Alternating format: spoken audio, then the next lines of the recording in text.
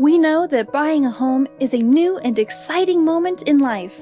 At Rogers & Associates, we can help protect one of your most important investments. Together, we'll find solutions to address your insurance coverage requirements at a competitive price. Whether it be for an unexpected wind or hailstorm, fire or theft, Rogers & Associates offers affordable coverage to protect the place you'll call home. Call us today for a free quote.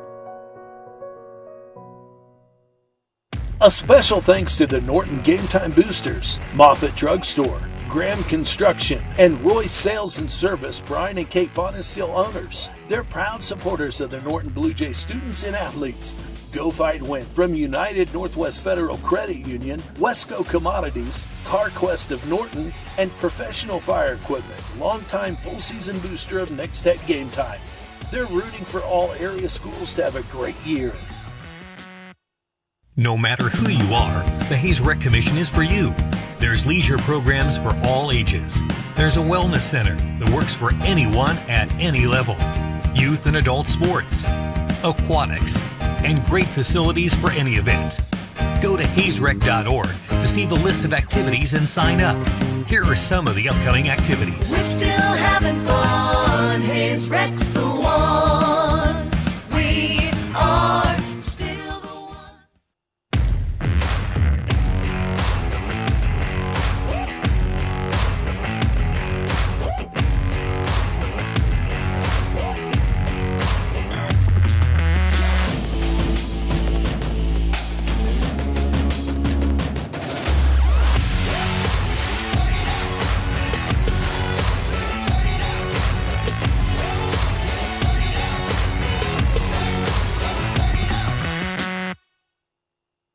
A special thanks to the Phillipsburg Game Time Boosters, Dr. Ron Juniman, Coombs Trucking, Shane Kinter Farm Bureau Financial Services, and Olive Bovey Furniture and Appliance.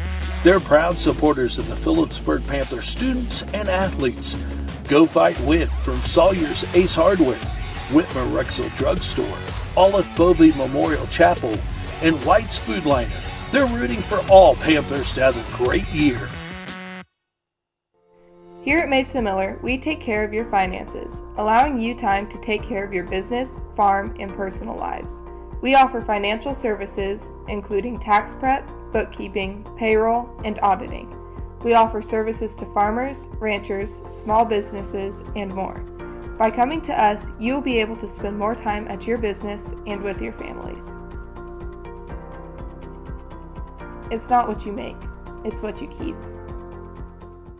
Each year, hundreds of electrocutions occur in the United States. You can avoid a shock by knowing one basic premise. Electricity always seeks the easiest path to the ground, and you're a perfect conductor. Stay 30 feet away from down power lines. And if a down wire touches your car, don't get out. Stay inside and call for help. And don't let others touch your car until a lineman says it's safe. Electrical safety tips from Midwest Energy, a customer-owned cooperative making energy work for you. A special thanks to the Norton Game Time Boosters, Midwest Mill, Donovan Excavating, and New Age Industrial Corporation, Inc. They're proud supporters of the Norton Blue Jay students and athletes. Go Fight Win from Cole Family Eye Care, Riley Spraying Service, Natoma Manufacturing, New Look Body Shop Gall Motor Company, and Professional Fire Equipment. Longtime full-season booster of Nex-Tech Game Time. They're rooting for all area schools to have a great year.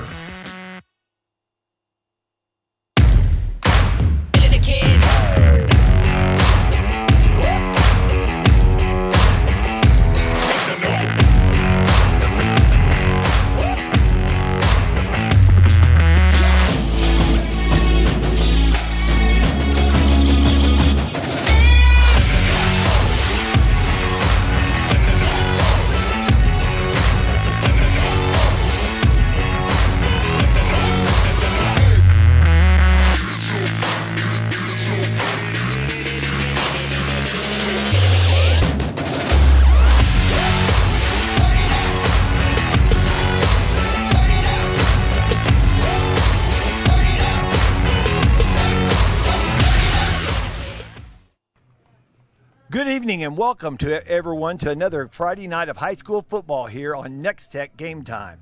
This is the Game Time Tonight pregame show, and we're coming to you live from Norton from our Game Time Game of the Week featuring the Phillipsburg Panthers traveling to take on the Norton Blue Jays.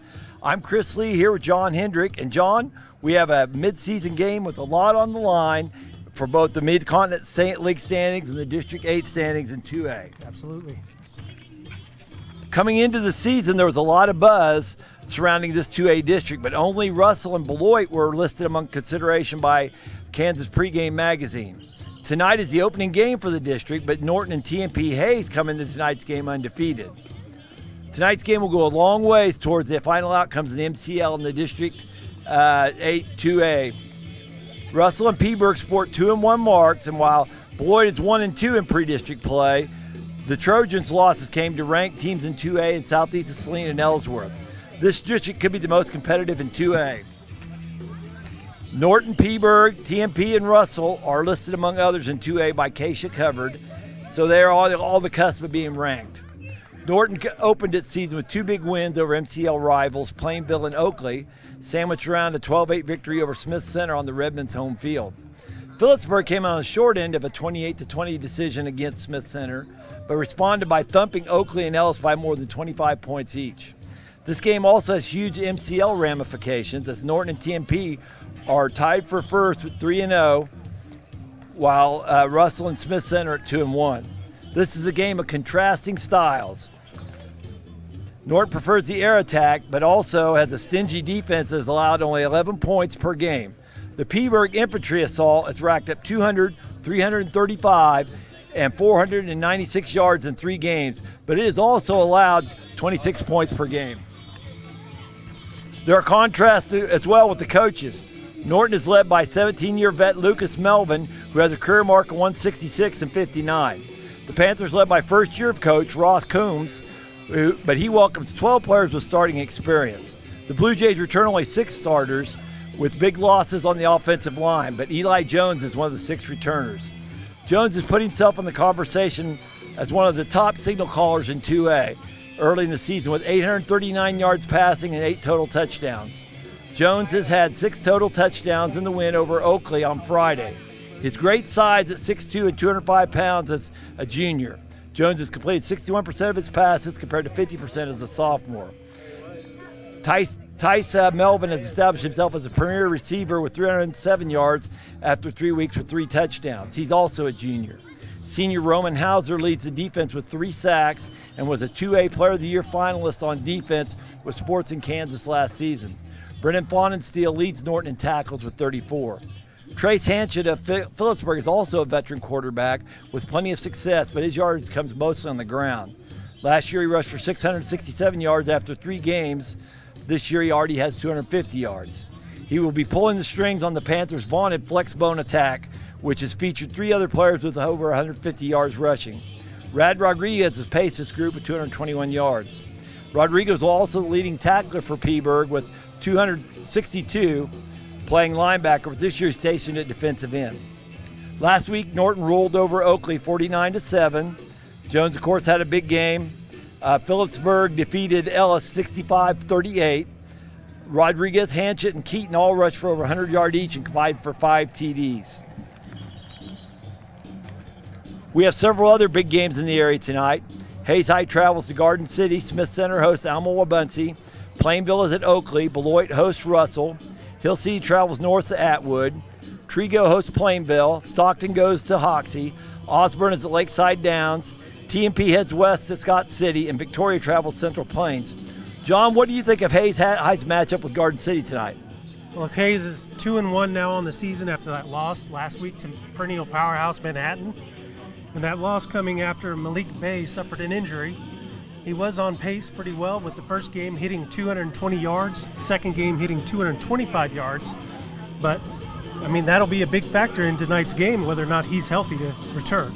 Yeah, he has an arm or wrist injury. I didn't get the specifics, but, yeah, that'll be huge for Hayes High. See what the Indians do. That is our Game Time Tonight pregame show. Coming up next is a scouting report presented by Nex-Tech Wireless with interviews with tonight's head coaches. After that, we are set for kickoff. Stay tuned. You are watching Game Time on Nex-Tech Local 1. A special thanks to the Norton Game Time Boosters, Moffett Drugstore, Graham Construction, and Roy's Sales and Service, Brian and Kate Von Steel owners. They're proud supporters of the Norton Blue Jay students and athletes. Go Fight Win from United Northwest Federal Credit Union, Wesco Commodities, CarQuest of Norton, and Professional Fire Equipment, longtime full-season booster of Nex-Tech Game Time. They're rooting for all area schools to have a great year. A special thanks to the Phillipsburg Game Time Boosters, Dr. Ron Juniman, Coombs Trucking, Shane Kinter Farm Bureau Financial Services, and Olive Bovey Furniture and Appliance. They're proud supporters of the Phillipsburg Panther students and athletes. Go Fight Win from Sawyer's Ace Hardware, Whitmer Rexel Drugstore, Olive Bovey Memorial Chapel, and White's Food Liner. They're rooting for all Panthers to have a great year. A special thanks to the Norton Game Time Boosters, Midwest Mill, Donovan Excavating, and New Age Industrial Corporation, Inc. They're proud supporters of the Norton Blue Jay students and athletes. Go Fight Win from Cole Family Eye Care, Riley Spraying Service, Natoma Manufacturing, New Look Body Shop Gall Motor Company, and Professional Fire Equipment. Longtime full-season booster of Nex-Tech Game Time. They're rooting for all area schools to have a great year. A special thanks to the North.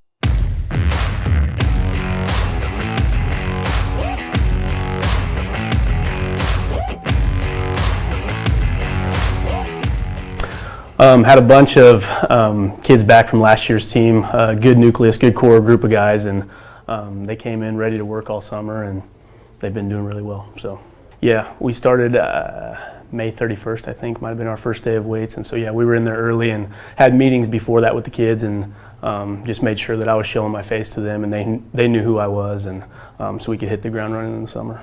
Yeah, it's taken time. They're learning from me, they're learning about me, I'm learning about them, and so it's been a process, but they've done really well. They've worked really hard, and I think they're picking it up at a pretty good pace. Yeah, really happy with the progress. Kids are picking up our systems offensively and defensively. Everything's new for them, but they're picking it up. Had a tough game last week defensively a little bit, but we kind of knew that was going to happen. We faced a lot of different offenses so far already this year. Yeah, another good team, another league opponent, and so the kids are definitely ready to go. They're excited for this one. That first game, again, we were learning a lot about ourselves. Had some mistakes that I think we could have played a little bit better, obviously, and the kids know that, and I think that that's been encouraging for them. Yeah, I think looking forward, I think we're in a good spot right now. Got to stay healthy. We've had a couple injuries, nothing too severe. I mean, we've lost a couple guys, but if we stay healthy, I think we're in a pretty good spot. Just continue playing hard. I think the effort has been really encouraging this entire time. Like, we've never really had to battle effort. It's all just learning the new system. So if we execute and we do things right and we continue to play hard, if we play a physical brand of football, then I think we've got a good chance. Yeah, that was the goal coming in here, was to make sure we could establish the run game. Obviously want to throw the ball a little bit to keep people off balance, but the running game is going to take you deep into the season. We're young. We lost a lot of seniors. We had 14 seniors last year, so a lot of experience. Good thing is some of these younger guys got some chances last year because of some injuries, and they've really stepped up this year. I've been really proud of how they've played and what they've been doing. Well, yeah, because you got to find guys who are going to be leaders, guys who are going to step up and take over, especially when you have to replace that many. But like I said, these guys have done a great job, and they've really stepped up when we needed them to. Really, every game in the league's tough. You know, I think Plainville's going to be a good team, and you always want to beat Smith Center because they're kind of, you know, they have that history and that tradition, and we consider them, you know, somewhat of a rival, and so you want that win for sure. That kind of helps you propel you into the rest of your season. We make some tweaks with our personnel for sure. You know, there's things that we feel like that. Hey, these are some plays that we like to run, but we also have to make adaptations to who we have and what we have as far as skill level, but also, you know, offensive line and things like that. And we try to adjust as best we can, but we're still a little bit old school in some of the things we do. A good summer with weights. I think the best thing was we went to camp at Kearney, and that's when I think our guys really figured out, hey, we could be pretty decent. They did some good things at camp, showed a lot of toughness. So I think that's where it really started for us, was at UNK camp and them getting some confidence there. Well, Phillipsburg, that's a huge rival for us, and they play hard. They seem to be a physical team. It's a coach that played at Phillipsburg, a graduate of Phillipsburg, and every time we play, it's a battle because of the rivalry, but also, they're a good team, and I think he's done a good job. It looks like to me on film, they played Smith Center very close, had a chance to win that one, so they're really close to being 3-0 also, and I expect them to come out and play very well, and we're going to have to try to find some ways to match that and beat that. Well, we're going to have to play really well. We can't have turnovers, We're going to have to try to stop the Phillipsburg run game, which is it's just impressive. They run the ball so well, and they have so many weapons with their fullback and with their tailback and the wing backs, and then just when you're trying to play that, they'll throw the ball on you. So we're going to have to be very disciplined up front. Everybody's going to have to do their job, and then offensively, we need to keep moving the ball like we have been, and like I said, no turnovers and minimize our mistakes.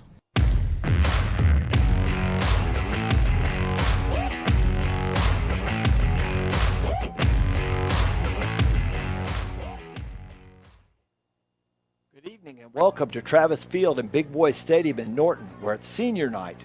Rival Phillipsburg is the opponent in a game that has huge implications for 2A District 8 in the Mid-Continent League. Norton is tied with TMP for first place in the MCL with 3-0 records, while Phillipsburg is 2-1, tied for third. John, what are you expecting from tonight's game? Well, I'm expecting a strong district game with a battle of contrasting styles, with Norton preferring that aerial attack, whereas the Panthers are more of the ground.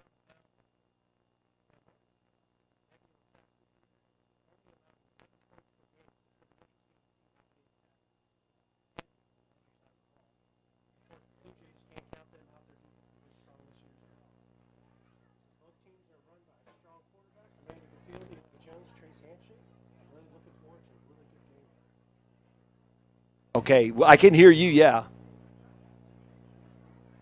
Okay, yes. I think this should be a fantastic matchup tonight. Two old rivals, both having a lot of success this year. Norton beat Smith Center. Phillipsburg narrowly lost to them, but the difference in teams this early in the season can be quite a bit. So I'm expecting a fantastic game. By the way, before I forget, Phillipsburg won the toss, and they have deferred. The Blue Jays will receive and defend the west goal tonight. So as you look out on the field, you can see Eli Jones, the quarterback of the Blue Jays, warming up. And he will put the ball in the air quite a bit tonight. We look for Norton to run a lot of I formation and also some spread formation. You won't see that from Phillipsburg, though.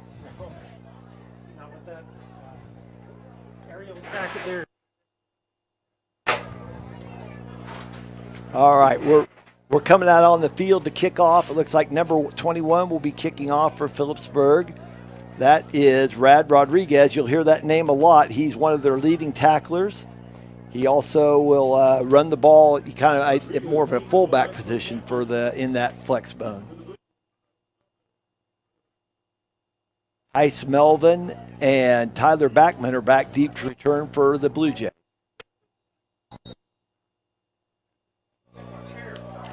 And here's the kick. Melvin picks it up. He's going to the left, cuts back. Brought down out there by number 80 by the Panthers. That's E.J. Hall. It'll be Norton ball 1st and 10 at their own 23-yard line. Like I said, Norton will come out. They will run some old-fashioned I formation football like you're used to seeing. They'll also spread you out some, and they really like to throw the ball. So let's see what happens here. Fawn and Steele will usually be in the backfield with him. Usually Backman is the one that will spread out. Looks like fullback dive.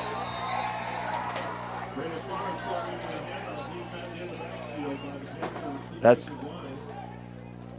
Logan Wallor was belt in the backfield. No gain on, well, might be a loss of 1 on the play. Here comes the replay. You can see number 50 comes in and jams that up big time for the for the Panthers, that's Carson Meidel, a 5'6", 182-pound senior. Brings up 2nd and 11. Kind of surprised they're coming out in the I formation in a passing situation. See if they break that open. Yeah, we got too large. Here it is. Play fake. Oh! In and out of the hands of number 21 for Norton. That is Bodie Faunensteel, a 6'2", 155. Let's watch the replay here. Jones lays it up there nicely. Let's see if the defender got a hand in there. The defender back there is number 20. That's Ryan Babcock.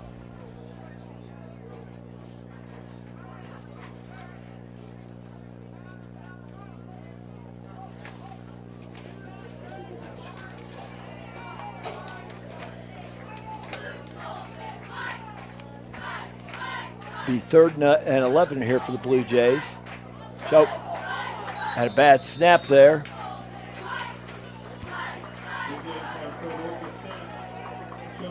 It looks like the Blue Jays center number 70, Connor Schoenberger, fell on that. Looks like a loss of 1 will bring up 4th and 13 for the Blue Jays. Back to punt is Jones. The returner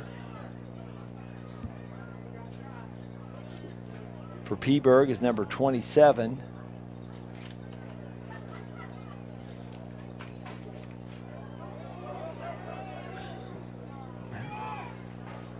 That ball's downed by Tyler Backman.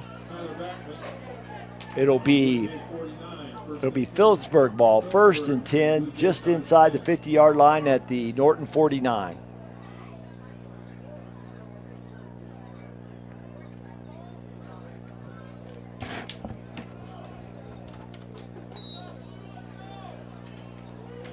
Now let's see this. We'll get the chance here to see the Phillipsburg flex bone.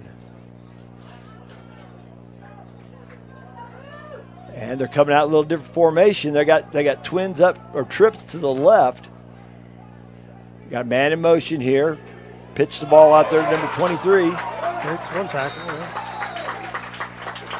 That's Blake Burrish on the pitch. Hauser on the stop for the Blue Jays. Hauser is one of their leaders in sacks and tackles for loss. Brings up 2nd and 14, 2nd and 15. Ball about the 46 of Phillipsburg.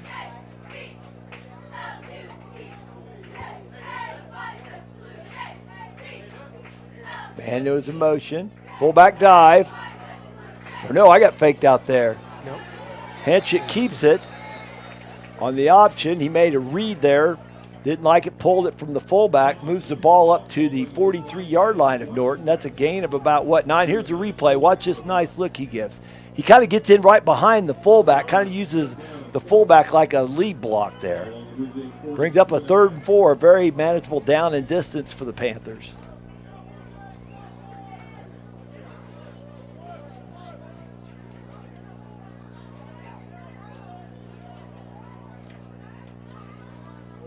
Handoff to Rodriguez. He fights forward, breaks it back to the left. He's going down the sideline.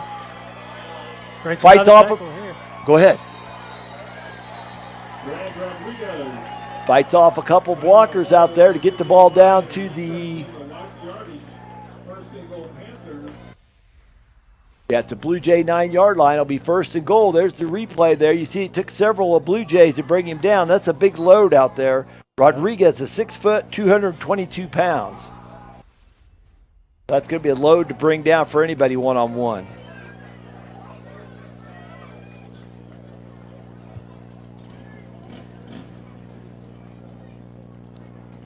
Handoff to Rodriguez.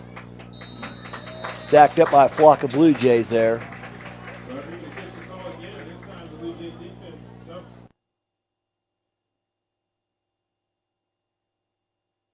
Maybe a slight loss on the play. I'm looking, the stick looks like it stays about the same, so I'm going to guess he got back to the line of scrimmage. That'll be 2nd and goal at the 9-yard line.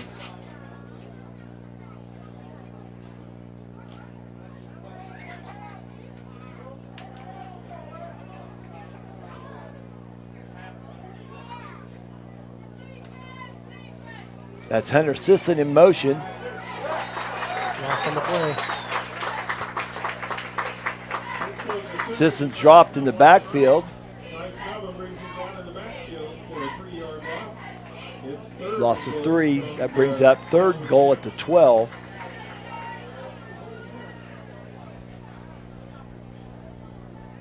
Be interesting to see here if the Panthers break out something a little more radical. Or they may say, we got 2 downs, we're just going to hammer away. Let's see. Hand off to Rodriguez. Hand off to Rodriguez. Yeah, it's a little, that's why I had to get the glasses there to see.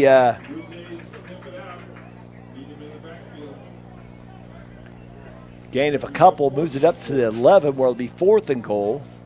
Yeah, they spread that defense out. They saw that coming. Yeah. Middle of the line, stacked it up nicely. That's Trevor Infield, Colton Stover, and Brody Mullen for the Blue Jays.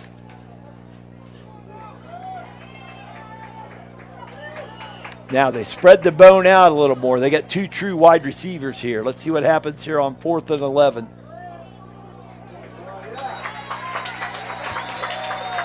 Nothing doing, says the Blue Jays. Looked like Infield and Stover in on that stop of Rodriguez. Norton takes over on downs. It'll be their ball 1st and 10 out their 11-yard line.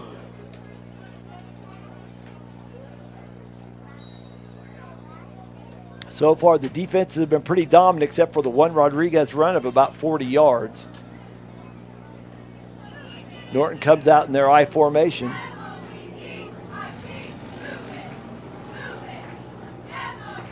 Jones under center. Well, Laundry on the field.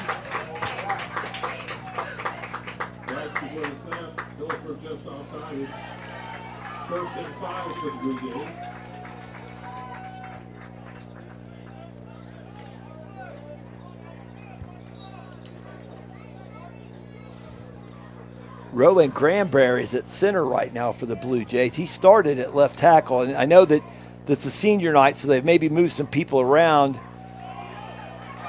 That's Backman on the carry. Stacked up there by number 35, Hunter Sisson. Here comes the replay. Backman does a nice job sniffing out that hole. 1st and 10, Blue Jays. Ball listed at about the 22-yard line.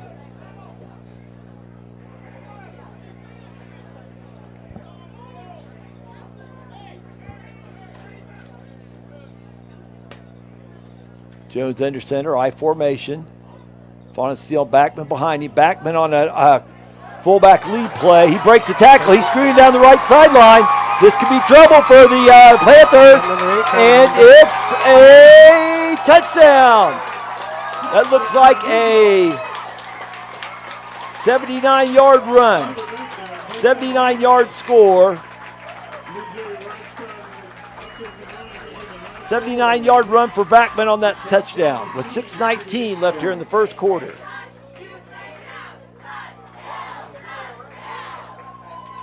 Eli Jones is 8 for 8 kicking, and it looks like he's setting up the tee to kick this PAT as well.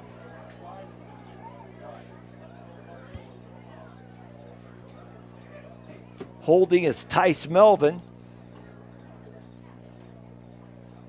That's a lot tougher job than it looks, folks. Snap is down, kick is up, and it's good. And with 6:19 left in the first quarter, your score, Blue Jays 7, Panthers 0. You're watching Game Time on Nex-Tech Local 1.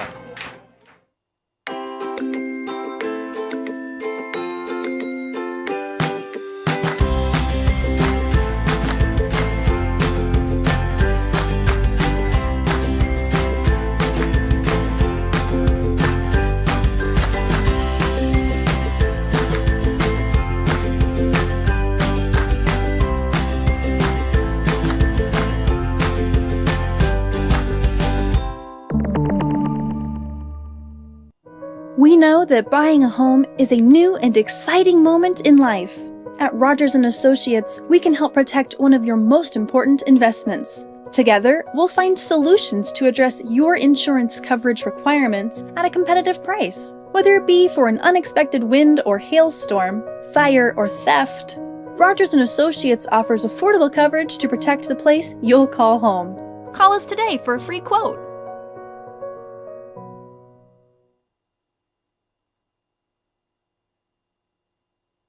Welcome back to Travis Field at Big Boy Stadium, where the Norton Blue Jays have jumped out to a 7-0 lead on the Panthers. What about that run? What did you notice there, John? I mean, they were really trying to run him down. I thought had a good head of steam on him to catch him, but no go. He had that lane and was open all the way to Big House. Let's see, got the big boy kicking off here, number 77 for the Blue Jays. That's Traven Mordecai.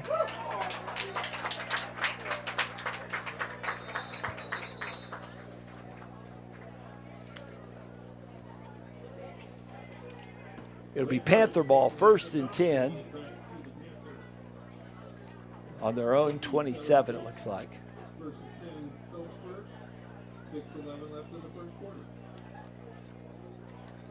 Now, like I said, they had a nice long run with Rodriguez last time. They moved about 40 yards down the field, but they were unable to cash that in. We'll see what the Panther attack has this time.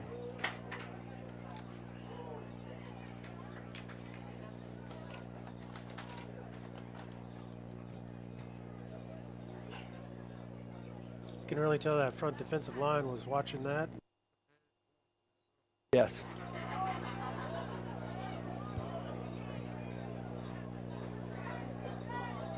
Rodriguez in the backfield behind Hanchett. Stacked up well by the interior of the Blue Jay line. Hanchett had kept that, but there was no hole for Hanchett. There was no hole for Rodriguez. It'll be interesting to see now if they try to use those flankers that are coming in motion here and try to get it more to the perimeter, because it looks like the middle's stopped up.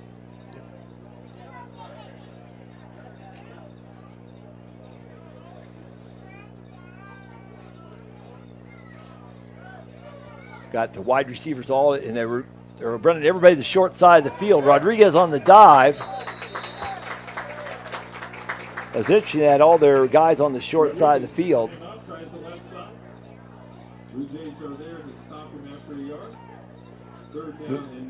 Yeah, it looks like they're up to about the 28-yard line where it's be 3rd and 9. They're going to have to drop on the outside one way or the other, open that field up a little bit. Yeah.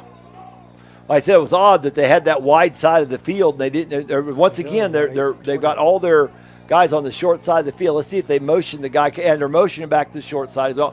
Whoops. Oh. Looks like number 55. That's the nose guard Trevin Infield that may have jumped. Yeah, as a coach, that just drives you nuts, because the ball is right there in front of you. Just watch the ball. And what he did is, I bet he saw in his peripheral vision, he saw that man going in motion. And that probably, that little bit of eye candy got him. So it'll be 3rd and 4 for the Panthers. Ball about the 38.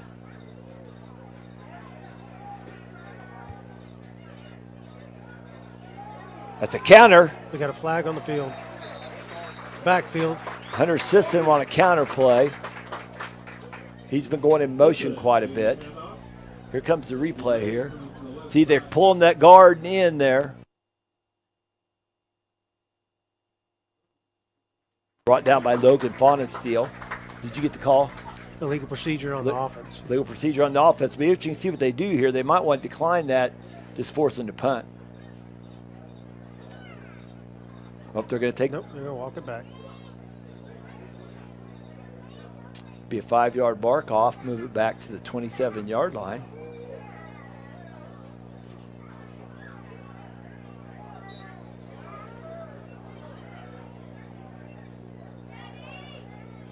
Hanchett looks to the sidelines, looks like he's getting a play. To center, Cole Shelton comes to the line of scrimmage first. Shelton's a 5'9", 174-pound sophomore. Burrish in motion. Hanchett throws. Pass is incomplete. You know, he was throwing to Burrish. Sisson was in the motion. Defended out there by Tice Melvin. Tice Melvin was number 1 you just saw there on your screen. And taking the penalty pays off for the Blue Jays. It's now 4th and 11 at the 26. Back deep to return is Tice Melvin, and gets the punt away. Ball's downed at the 37-yard line. Will be 1st and 10 Norton.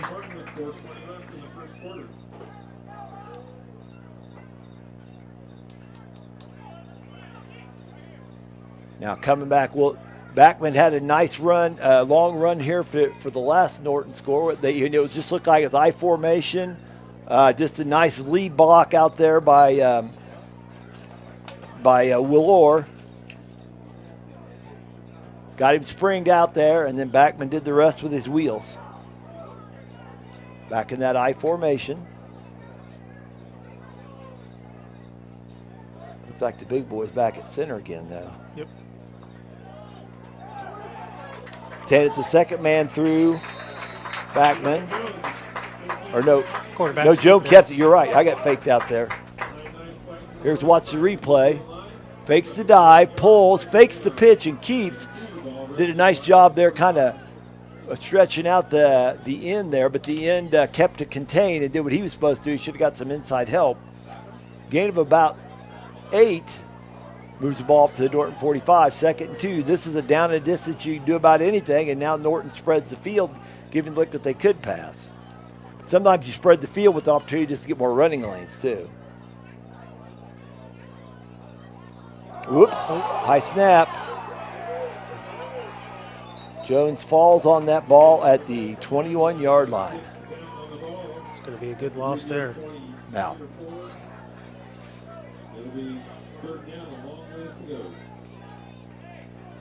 Yeah, the local announcer said 3rd yard down, a lot of yards to go. That's exactly right. They spotted that ball at the 23. I thought it was the 21. I didn't get that one right, but that's all right. But it's still going to be a lot of yards.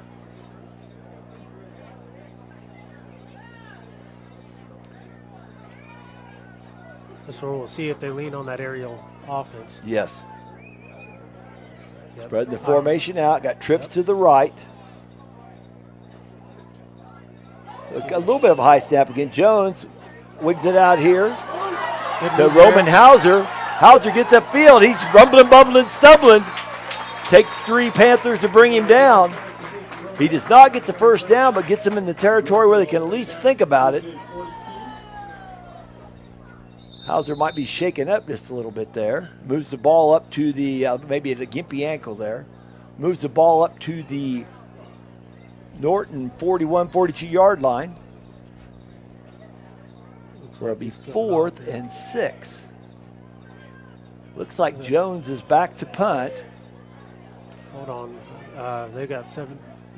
Hauser.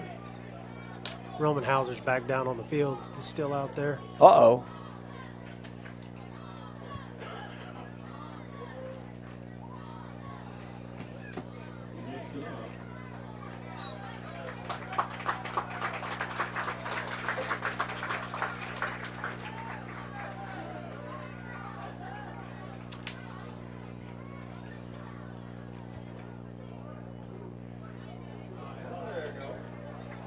Fair catch signaled out there by Burrish.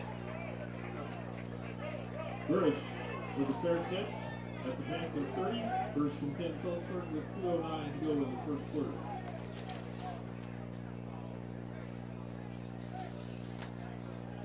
Ball taken over just inside the Panther 30. 2:09 here left in the first quarter. Your score, Norton 7, Phillipsburg 0.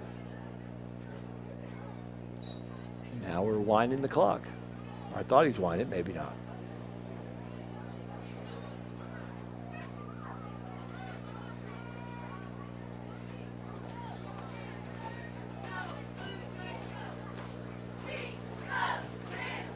Rodriguez lone back, Burrish in motion. Rodriguez on the dive.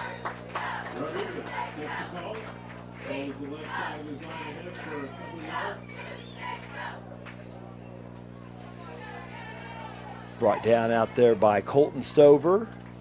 Colt Silverman moves on to stop the Blue Jays. Gain of a strong Brings up 2. second and 8. The ball's at the 33. Long 7 or short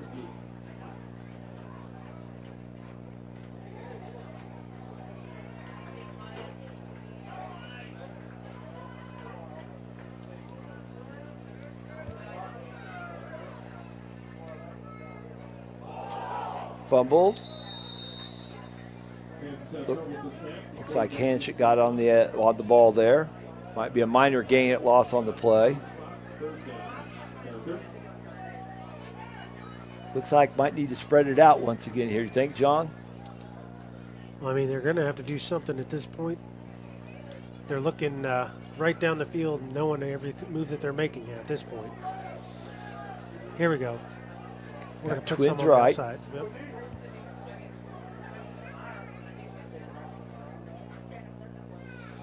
Burris does a little short motion there.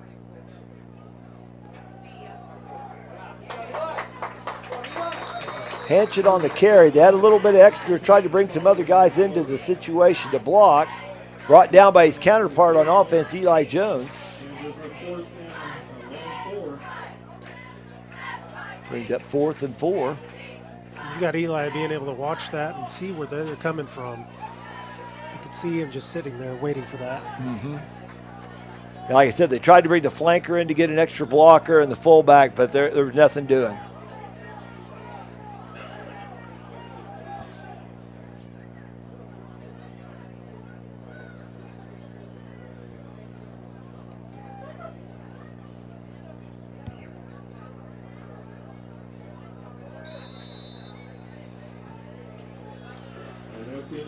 And that's the end of the first quarter. Let's throw it to a break. You're watching Game Time on Nex-Tech Local 1. A special thanks to the Norton Game Time Boosters, Moffett Drugstore, Graham Construction, and Royce Sales and Service, Brian and Kate Vaughn is still owners. They're proud supporters of the Norton Blue Jay students and athletes. Go Fight Win from United Northwest Federal Credit Union, Wesco Commodities, CarQuest of Norton, and Professional Fire Equipment, longtime full-season booster of Nex-Tech Game Time. They're rooting for all area schools to have a great year. No matter who you are, the Hayes Rec Commission is for you. There's leisure programs for all ages. There's a wellness center that works for anyone at any level. Youth and adult sports, aquatics, and great facilities for any event. Go to hayesrec.org to see the list of activities and sign up. Here are some of the upcoming activities. We're still having fun. Hayes Rec's the one. We are still the one.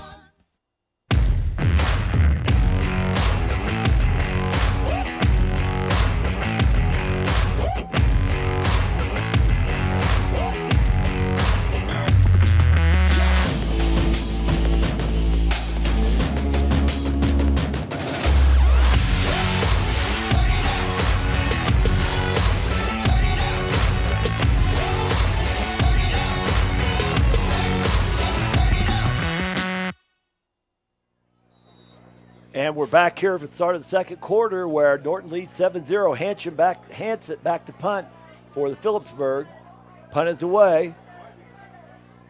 Tice Melvin's deep, but it was close to him.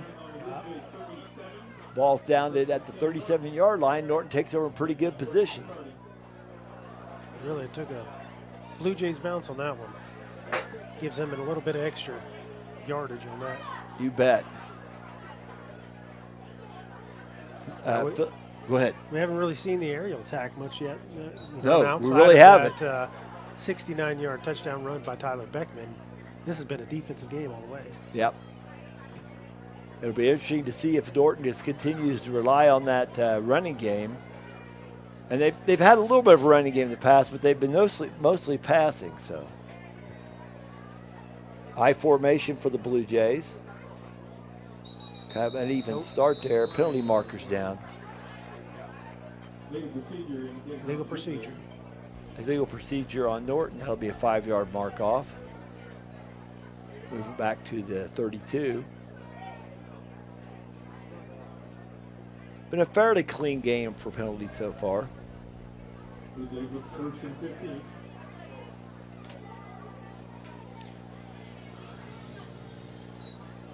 $11:50 left in the second quarter here. Got Melvin out wide. I think that's Weigel out on the other side.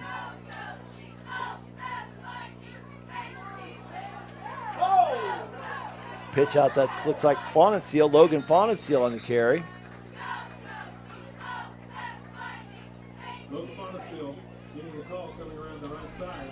Brought down out there Moving down by Rad Rodriguez. 35. Getting out there from his defensive end position. Here's the replay. See Rodriguez wrestling him on down to the ground there. Only a couple yards on the carry, didn't quite get back to the line of scrimmage on that. Or the original line of scrimmage.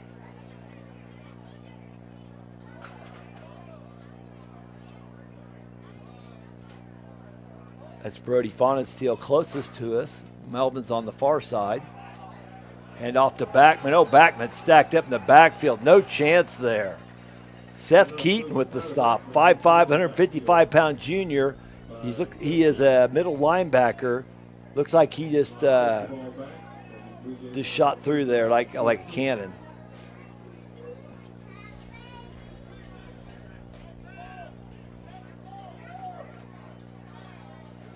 Brings up 3rd and 14. Norton has trips right here to the short side. Both teams have been doing that, loading up the short side. Jones back to pass. Looks, flips it out to his fullback, Lohr.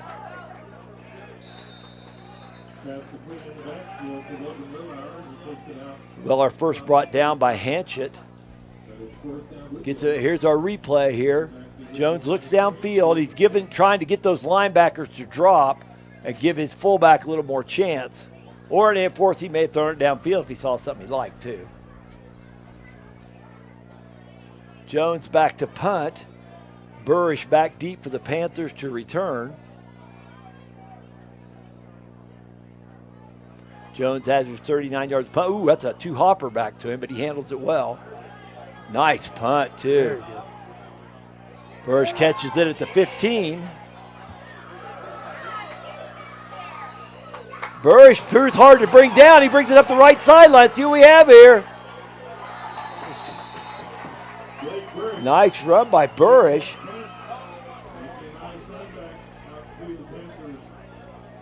I think that was Hauser that maybe wrestled him down over there.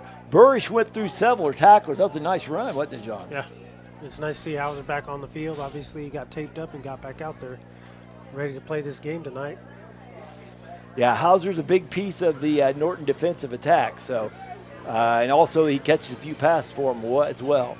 It will be Phillipsburg ball, 1st and 10. After that nice return, gets it back to about the 37-yard line.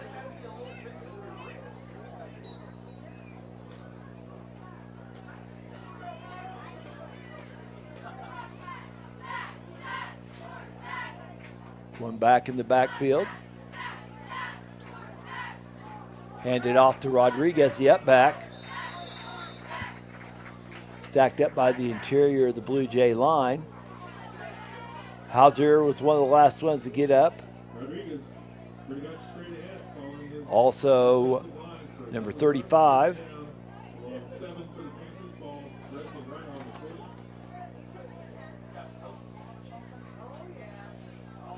Brendan Faunensteel. Yeah. And Brendan Faunensteel is one of their, he's their leading tackler, so that's not a surprise.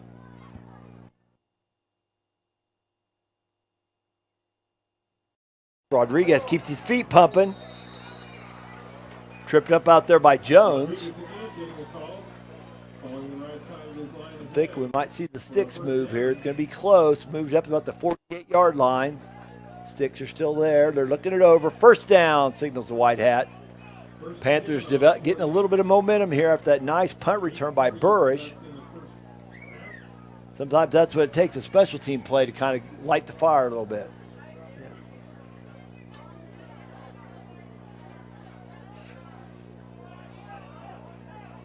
See if they can't trip up the defense a little bit. open this up a little. Hanchett back to pass, looks. Oh, Melvin breaks up that pass out there intended for Caden Sisson. Melvin is Johnny on the spot in a lot of ways. Here's the replay. Give a little play fake, rolls right, looks. And Melvin kind of didn't really give Hunter Sisson much of a chance, or Caden Sisson rather, much of a chance to catch that.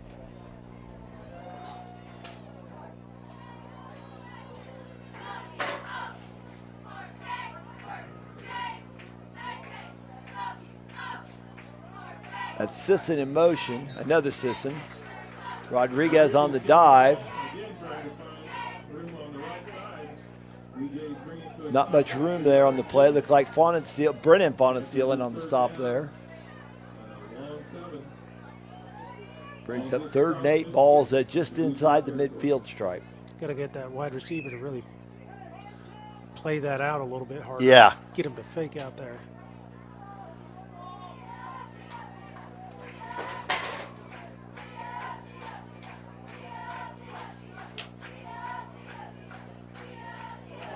Up fumble on the play.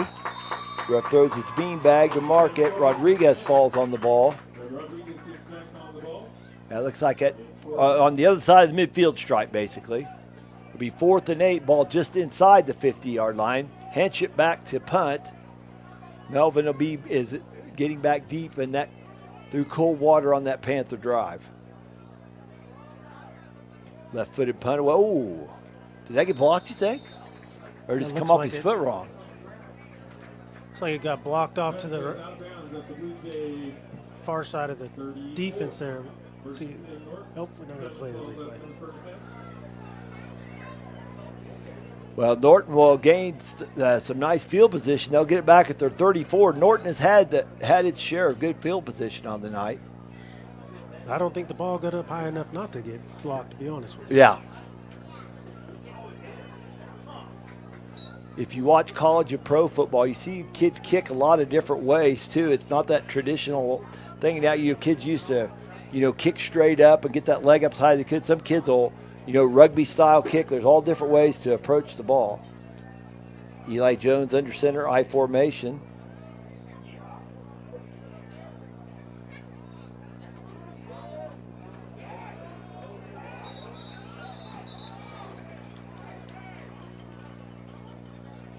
Having trouble picking up the ball carrier. That's Backman on the carry. Yep. Now you saw Tice Melvin here out as wide receiver, really selling that, and then pushing, ready for him to come in behind him. So, because that Carson Meidel in on the stop from his nose guard spot. No gain on the play. 2nd and 10 from the 34. 6:35 left here in the second quarter. Blue Jays had a score on a long run by Backman.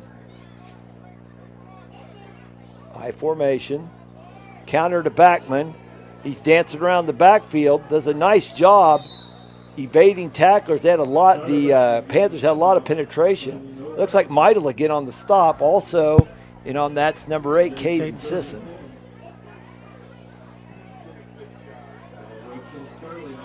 Looks like it's going to be 3rd and 10 here. Ball resting on the 35 now.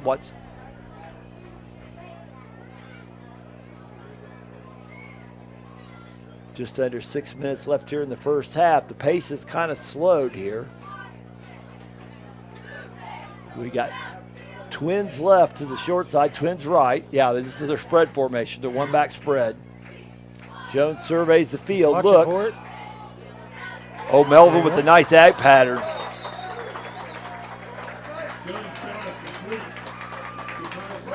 Melvin's brought down by Hunter Sisson on that play, but that's enough yardage for a Norton first down. Ball moves up to the 47-yard line.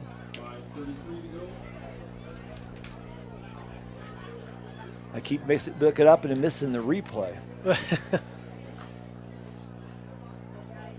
Our crew in the van's doing a good job getting those replays up, and high-quality replays here too. Trips left for the Blue Jays, one back.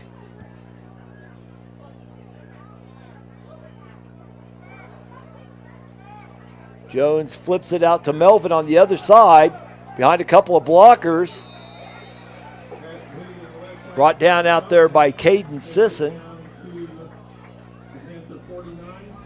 Here's a replay. Watch, there's a peel back block here that just about sprung this. Right there. Number 21 got a nice shot at on somebody. That's Bodie Fannenstein. yeah. He that just about lined up to be a nice block there. That's the kind of rattles the old cage a little bit. 2nd and 5 ball at the Phillipsburg 49.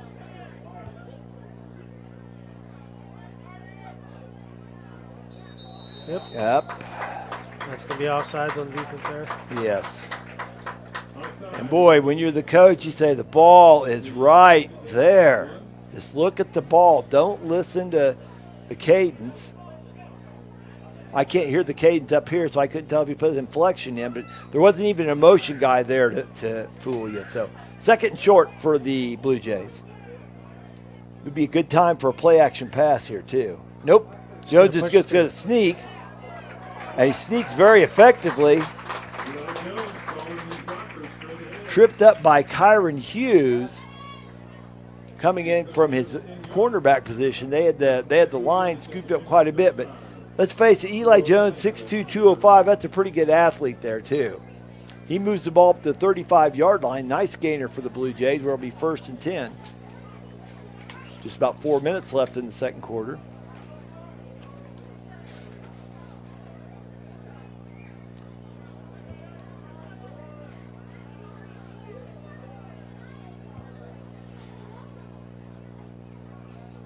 Guard pull in front of Willer.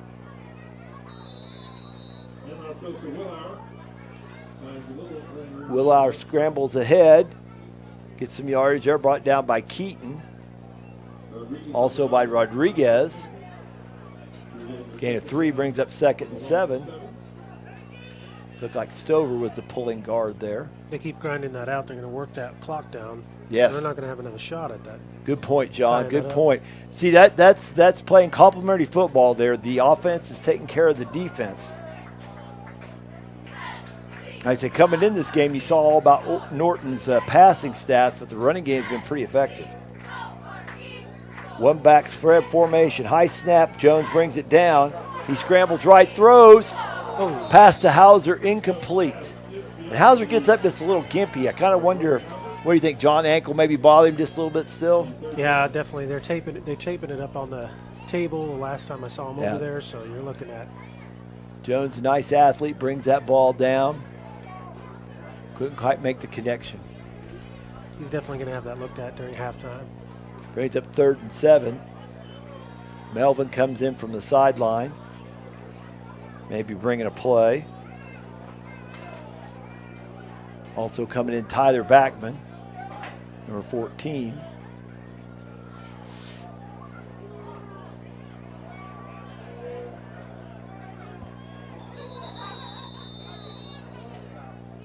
Timeout Norton.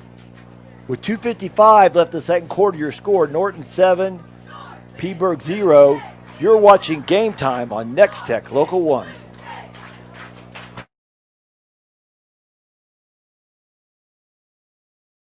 A special thanks to the Phillipsburg Game Time Boosters, Dr. Ron Juniman, Coombs Trucking, Shane Kinter Farm Bureau Financial Services, and Olive Bovey Furniture and Appliance. They're proud supporters of the Phillipsburg Panther students and athletes. Go Fight Win from Sawyer's Ace Hardware, Whitmer Rexel Drugstore, Olive Bovey Memorial Chapel, and White's Food Liner. They're rooting for all Panthers to have a great year. Here at Mapes & Miller, we take care of your finances, allowing you time to take care of your business, farm, and personal lives. We offer financial services, including tax prep, bookkeeping, payroll, and auditing. We offer services to farmers, ranchers, small businesses, and more. By coming to us, you'll be able to spend more time at your business and with your families. It's not what you make, it's what you keep.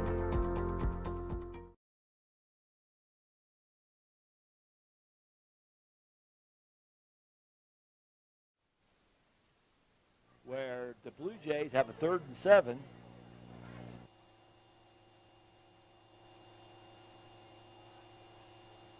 Got Twins right, a single receiver left, backfield. Back is Faunensteel. Jones rolls right, looks back to the left, throws. He's got a man deep. Penalty marker down. It'll be interesting to see if that's offensive pass interference because the defender went down. But a nice catch out there by number 21. That is Brody Faunensteel. Well, let's see what the marker is. And it could have been Pat defense. Here's the replay. Okay, apparently it was it's on the defense. So touchdown Blue Jays. About a 43-yard connection there from Eli Jones to Brody Faunensteel.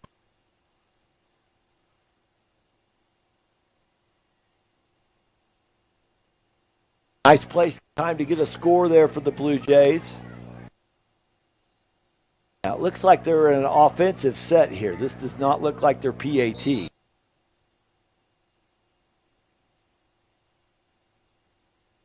Nope, it is their PAT. Melvin's the holder. That should have been my clue that they were going to go PAT. Jones has his T setting it up.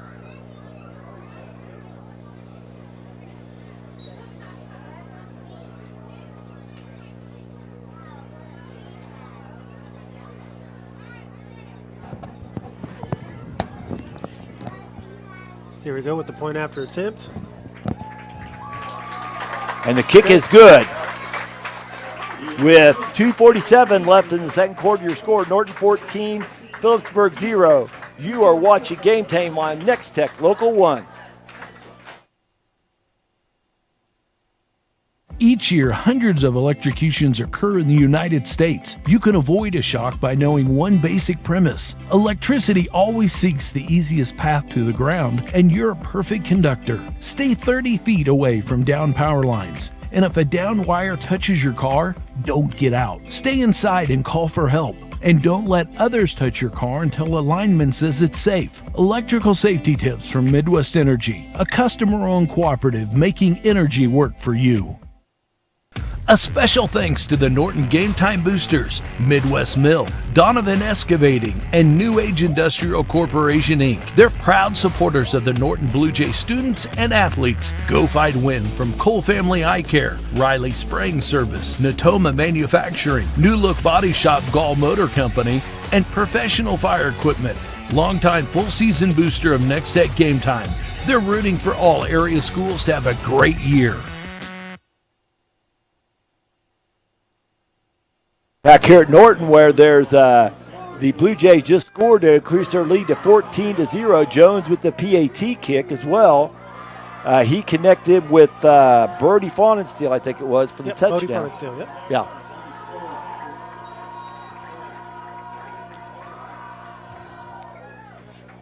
Kickoff's away. The short kick. Looks like Burrish on the return. Oh, we've got some scores in here for you. Riley County, Rock Creek, 0-0. Thunder Ridge and Logan Palco both head 0-0. And Stockton and Hoxie. Looks like Hoxie's taking it 44-0. Yeah, that's kind of to be expected. Stockton's having a rough year. The Hoxie Indians are rolling. We got Central Plains, Victoria. Victoria's 32 and over. Central Plains. Of course, Russell.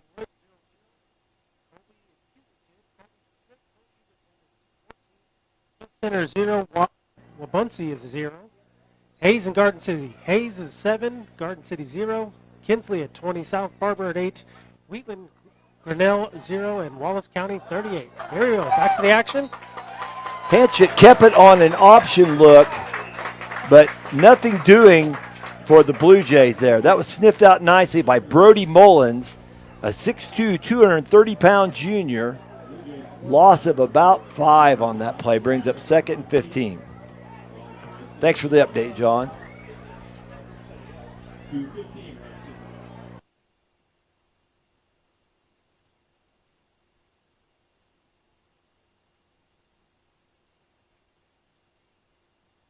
Babcock coming out closest to our screen here. Burrish in motion. Hand off to Rodriguez. First hit there by Brendan Faunensteel, but he kept the wheels moving and was laying the wood to some more Blue Jays. Moves the ball up about 4 yards. It'll be 3rd and 11. Timeout. 2-minute warning, looks like. Timeout. Let's throw this out to break quick. You're watching Game Time on Nex-Tech, Local 1.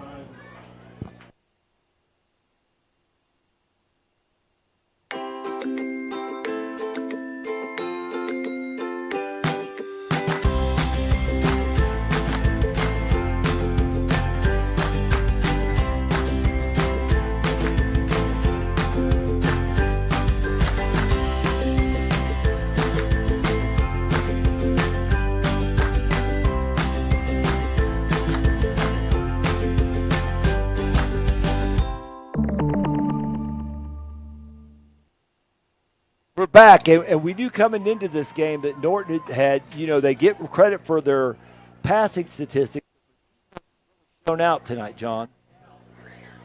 Yeah, and on the other side of the ball with halftime, and really look at what they're doing and what they can do to push out that defense and stretch them out so that they can get that ball down the field. Okay, spread out here to the left. It's Caden Sisson, far wide receiver. Hands off. 20. That's Rodriguez, and Rodriguez is a load to bring down. He's 6'2", 222, and he rumbles for a first down for the Panthers. Boy, they really needed that. Even if they don't score, I don't think they want to give the ball back to Norton here late in the half because the defense might be getting a little tired. I know a lot of people play it both ways. Life into their fans on the other side yes. as well. Bit of charisma on the side. Listen out here again this way. Hand off to Rodriguez. It's stacked up this time by looks like Hauser there. And that's also Faunensteel. I tell you what, Faunensteel gets no, that's not Faunensteel. That's 55. I had the wrong guy. That's Trevin infield. That makes more sense than nose guard to be in on a play that quickly. But the Norton defensive lineman doing a nice job, taking up blocks, not letting Rodriguez get going, because as we've seen, when he does get it going, he's a load.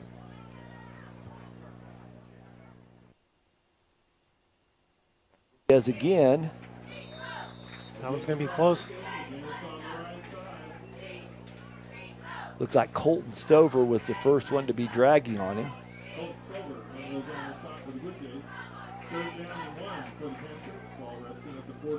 Yeah, 33 seconds left. 3rd and 1, ball just inside the 50.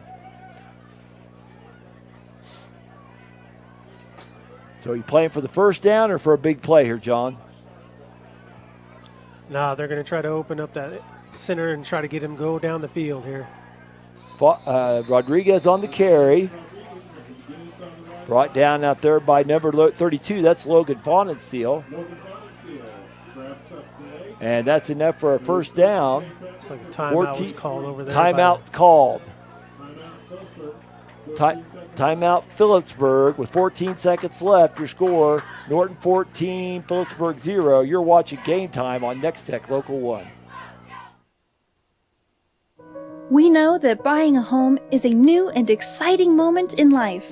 At Rogers & Associates, we can help protect one of your most important investments. Together, we'll find solutions to address your insurance coverage requirements at a competitive price. Whether it be for an unexpected wind or hailstorm, fire or theft, Rogers & Associates offers affordable coverage to protect the place you'll call home.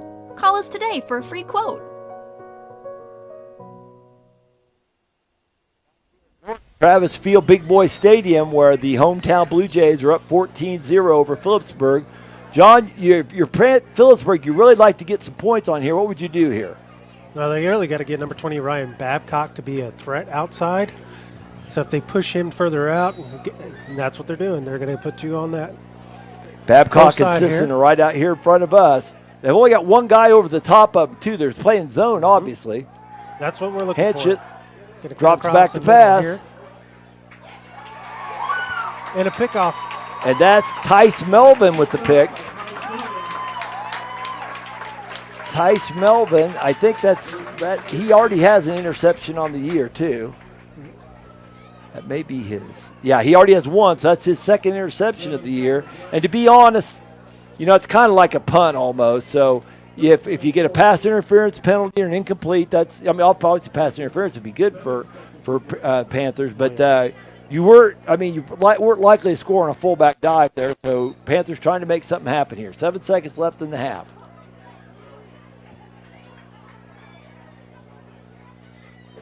Jones under center. He just kneels. And we are at halftime. Travis Field, Big Boy Stadium, your score on senior night. Norton 14, Phillipsburg 0. You are watching Game Time on Nex-Tech Local 1.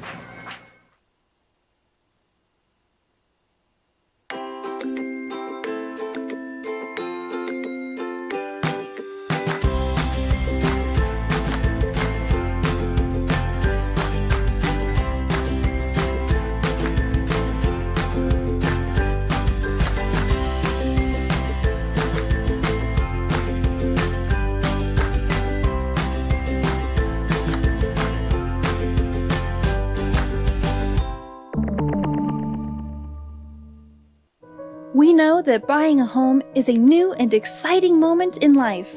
At Rogers & Associates, we can help protect one of your most important investments. Together, we'll find solutions to address your insurance coverage requirements at a competitive price. Whether it be for an unexpected wind or hailstorm, fire or theft, Rogers & Associates offers affordable coverage to protect the place you'll call home. Call us today for a free quote. A special thanks to the Norton Game Time Boosters, Moffett Drugstore, Graham Construction, and Roy's Sales and Service, Brian and Kate Vaughn is still owners. They're proud supporters of the Norton Blue Jay students and athletes. Go Fight Win from United Northwest Federal Credit Union, Wesco Commodities, CarQuest of Norton, and Professional Fire Equipment, longtime full-season booster of Nex-Tech Game Time. They're rooting for all area schools to have a great year. No matter who you are, the Hayes Rec Commission is for you. There's leisure programs for all ages. There's a wellness center that works for anyone at any level. Youth and adult sports, aquatics, and great facilities for any event. Go to hayesrec.org to see the list of activities and sign up. Here are some of the upcoming activities. We're still having fun. Hayes Rec's the one. We are still the one.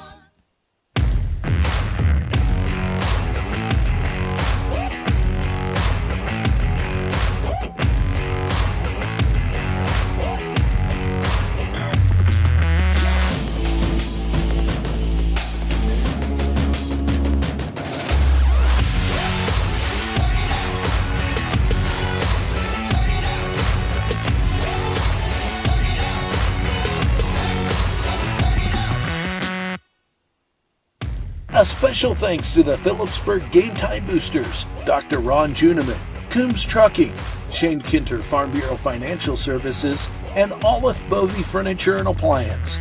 They're proud supporters of the Phillipsburg Panther students and athletes.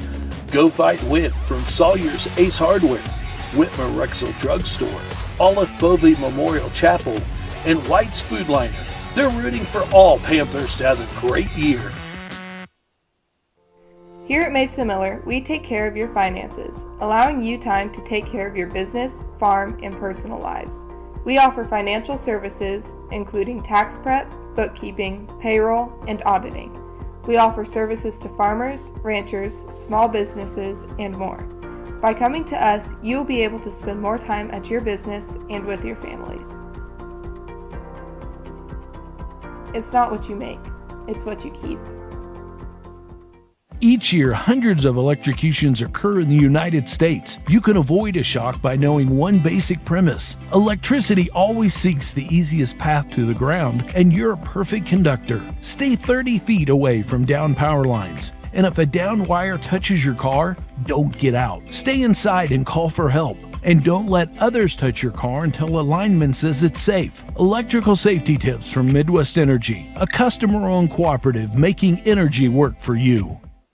A special thanks to the Norton Game Time Boosters, Midwest Mill, Donovan Excavating, and New Age Industrial Corporation, Inc. They're proud supporters of the Norton Blue Jay students and athletes. Go Fight Win from Cole Family Eye Care, Riley Spraying Service, Natoma Manufacturing, New Look Body Shop Gall Motor Company, and Professional Fire Equipment. Longtime full season booster of Nex-Tech Game Time. They're rooting for all area schools to have a great year.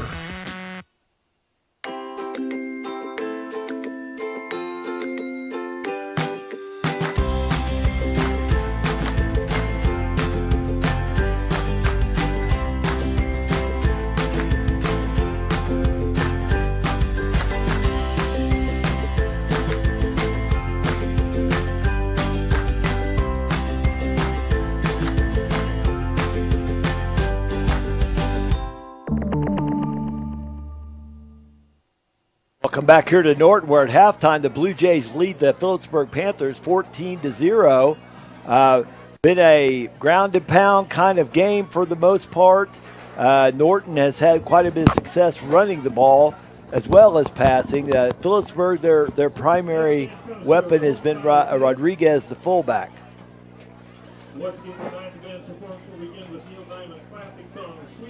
And here's some scores. Mound Ridge leads Pretty Prairie 24-0 in the second.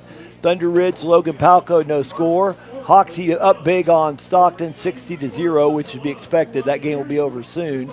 Victoria, Central Plains used to be a big dog in 8-man football, but not so much anymore. Victoria up 40-0. Our game 14-0 Norton.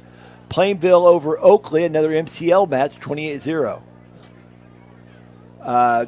This is a district game for these two teams. Beloit's ahead of Russell 24-6. Beloit had the weakest record so far, but they've also had the toughest schedule. Hugoton over Colby 14-6. Smith Center ahead of Alma Wabunsie 8-0. Garden City up on Hayes 14-7. Kinsley over South Barber 20-8. And Wallace County, the Wildcats have been tough luck this year. They lost in overtime at Atwood. They lost in overtime at Quinter. Quinter beds their place, but they're ahead of Wheatland Grinnell 59-0. TMP is down to Scott City 14-0. Great Bend over Wichita Southeast 21-0. Liberal and Dodge City tied at halftime 7-7. Pratt Skyline over Ness City 24-0. Andover over Salina Central 13-0. And Derby over Hutch 13-0. Now here we have our Norton band performing, and John, why don't you tell us what's some of your observations on the first half? Well, I mean, you're looking at obviously they're relying heavily on Rodriguez. They're not really looking to spread that ball around very much, and that in effect is taking away what they're able to do.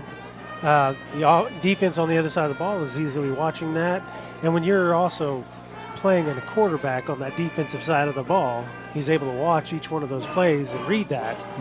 It makes it very tough on both sides. Yes, it does. So. Norton Band serenading us with Sweet Caroline here. And coming into this game, Phillipsburg had a variety of ball carriers had contributed. They had a lot of guys who had, 75, 100, 150 yards, and that may have been a manifestation. They were blowing some people out too. Rodriguez, obviously had a big year last year. Also, he's a load to bring down. The one big play they've had on offense was Rodriguez run. But you almost got to wonder, like I said, if they need to stretch the field horizontally a little bit to open things up. I think they've got some good players that they can do that with, and Babcock and you got Caden Sisson out there. They're running routes. They had a great show right there at the very end with a good route. It unfortunately turned out to be, a interception, but at least they opened it up, gave the defense something else to look at so they couldn't focus on just the run game. Right. They'll use Hunter Sisson and Blake Burrish. They'll use them a lot in motion. Might want to be in there. It'll be stick it in Rodriguez's stomach, pull it out, and maybe pitch and try to get it out on the edge a little bit more as well. So we have about 6.5 minutes left here at halftime. Our score, Norton 14, Phillipsburg 0. You are watching Game Time on Nex-Tech, Local 1.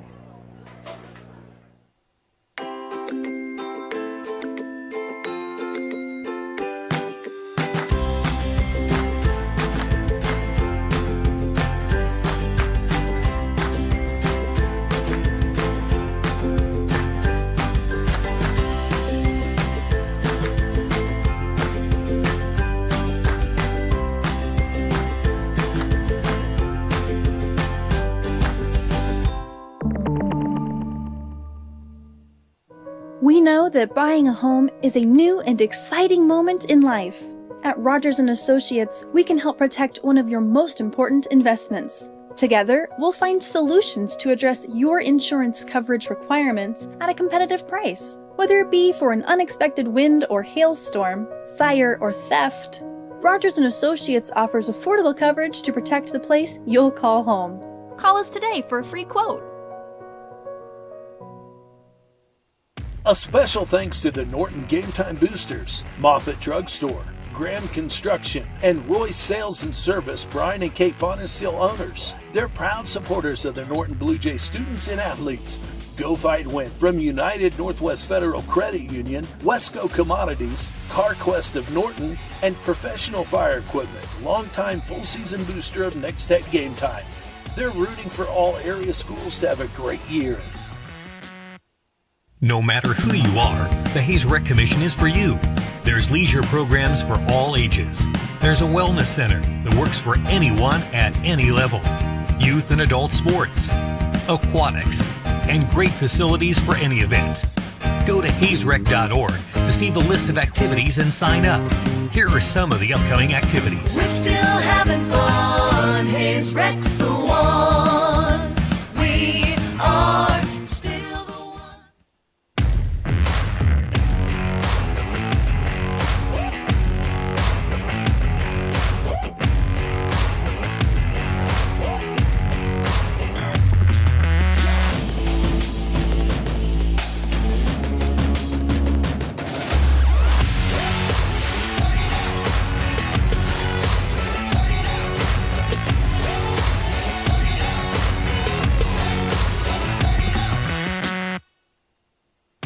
A special thanks to the Phillipsburg Game Time Boosters, Dr. Ron Juniman, Coombs Trucking, Shane Kinter Farm Bureau Financial Services, and Olive Bovey Furniture and Appliance.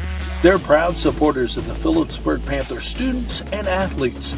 Go Fight Win from Sawyer's Ace Hardware, Whitmer Rexel Drugstore, Olive Bovey Memorial Chapel, and White's Food Liner.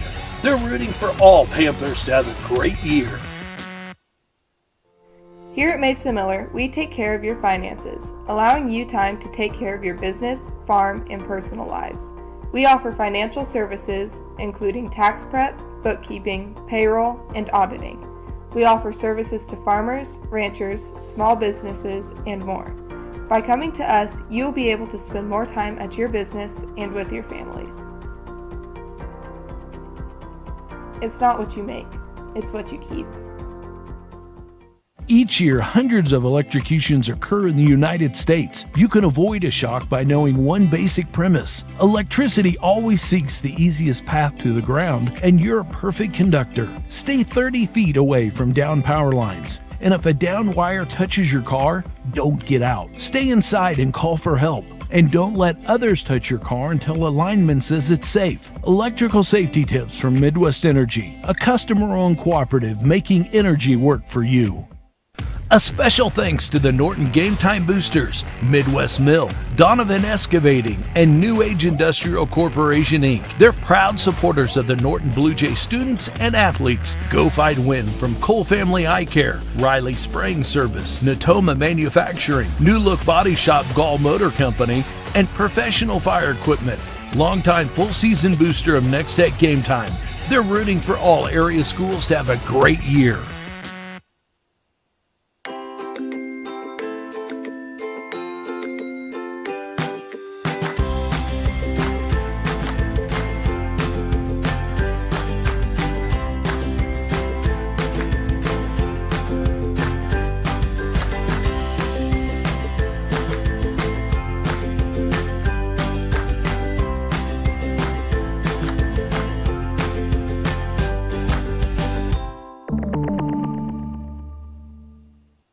We know that buying a home is a new and exciting moment in life.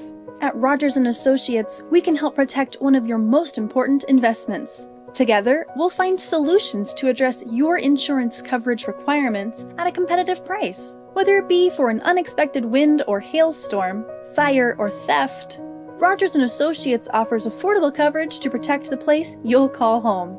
Call us today for a free quote. A special thanks to the Norton Game Time Boosters, Moffett Drugstore, Graham Construction, and Roy's Sales and Service, Brian and Kate Vaughn is still owners. They're proud supporters of the Norton Blue Jay students and athletes. Go Fight Win from United Northwest Federal Credit Union, Wesco Commodities, CarQuest of Norton, and Professional Fire Equipment, longtime full season booster of Nex-Tech Game Time. They're rooting for all area schools to have a great year. No matter who you are, the Hayes Rec Commission is for you. There's leisure programs for all ages. There's a wellness center that works for anyone at any level. Youth and adult sports, aquatics, and great facilities for any event. Go to hayesrec.org to see the list of activities and sign up. Here are some of the upcoming activities. We're still having fun. Hayes Rec's the one. We are still the one.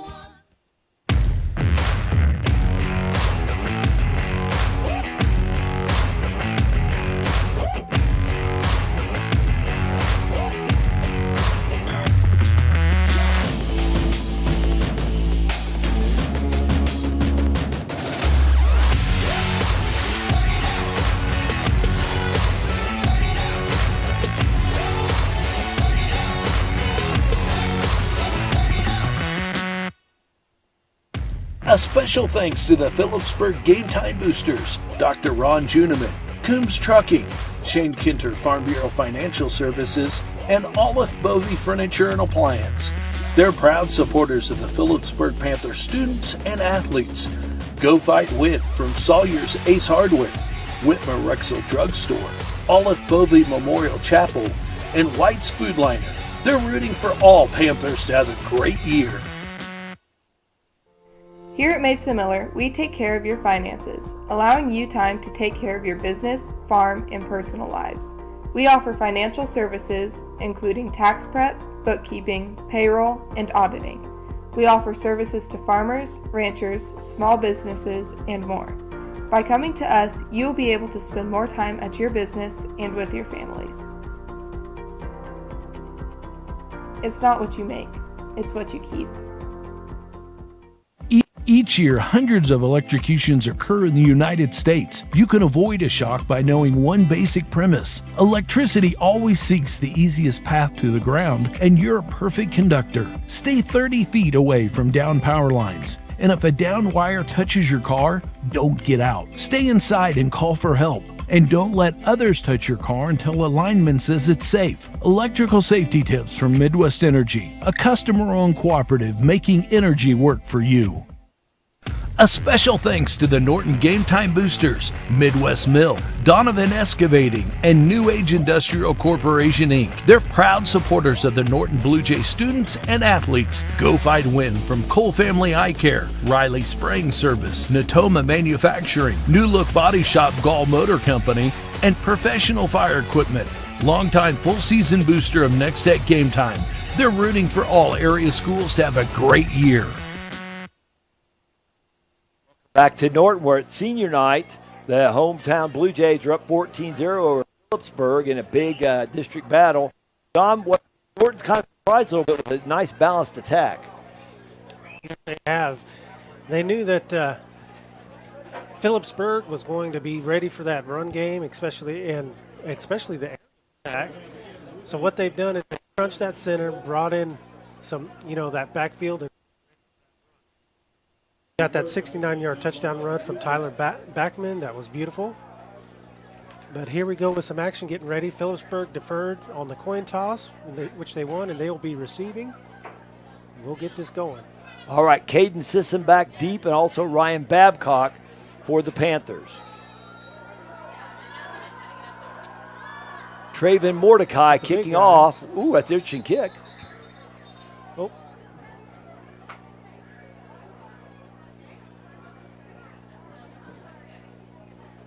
Receiving the kick was Colin Springer. We've got a flag down over on the 40 on the offensive side there. Illegal. Looks like they're going to make Norton move back 5 and kick again. Yeah, I believe that somebody got out in front of that kicker before he got rid of that ball. Mordecai will boot it up here again. When you're Springer, that's a tough situation there. Got balls hanging up there, and you know you get jacked up. The best thing to do in that situation is fair catch it. But, it happens so fast, he's probably looking for who he's going to block. He wasn't thinking about an onside kick, and oops. Yeah. That ball is covered by number 33 for the Blue Jays. That's Jarrett Faunensteel. And Phillipsburg takes over with really good field position here. Got a pretty bad kick there from Trayvon Mordecai. I imagine going back and trying it again after having a nice little.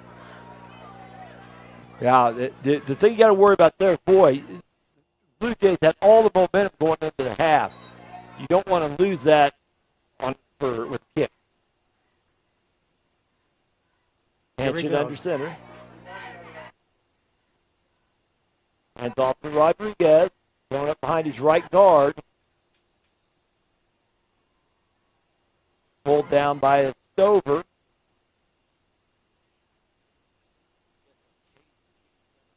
Out front, blocking. Couple. We got Ryan back. Pitch. Yeah, they're going to have to spread it horizontally at some point.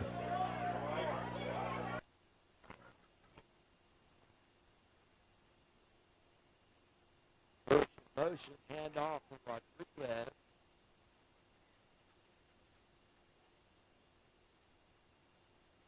That's Stover and also Hauser on the stop.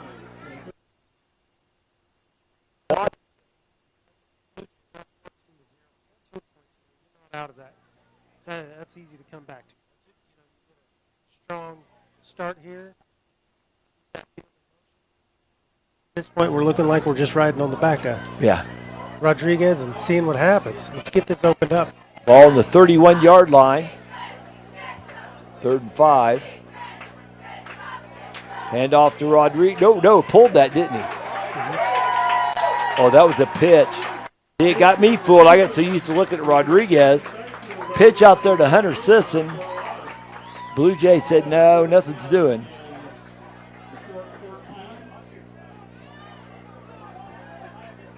Moves it back to the 39-yard line,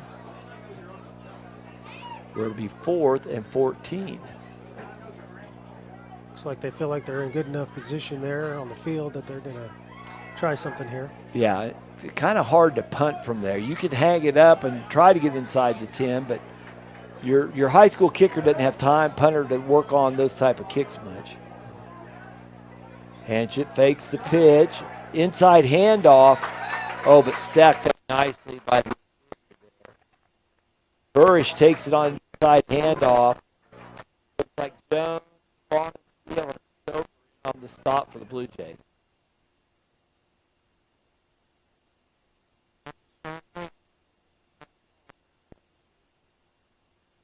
Yeah, and statistically coming into the game, I didn't find my notes where I was looking, but Norton's been strong on defense through its first 3 games.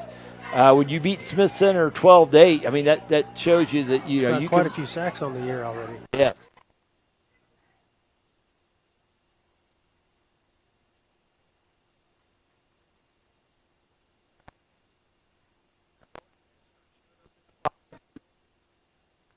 Logan Willard on the dive there.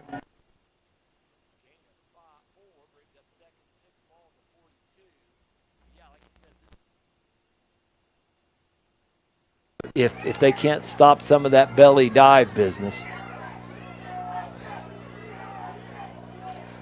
5 yards at a time gets it down there every time. That's right.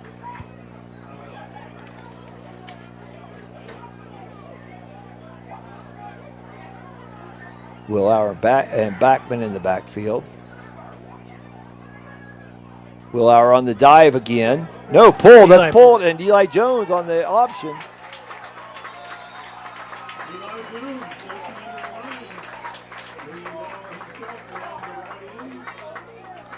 Brought down out there by Burrish. Nice gainer for the Blue Jays. Brings it up to the 38-yard line of Phillipsburg. It'll be 1st and 10.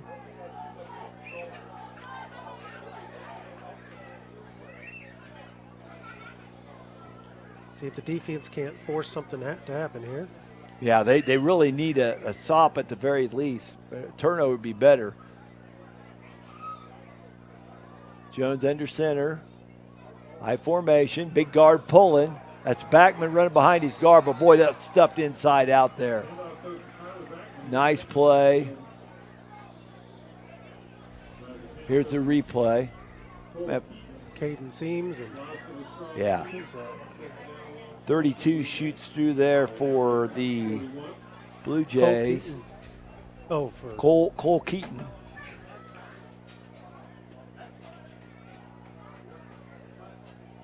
And that might be something you need to do if you're Phillipsburg now is send some D-backs, linebackers right up there tight, and almost it's more of a run blitz than a pass blitz. But Norton spreads it out here. Got 2 right.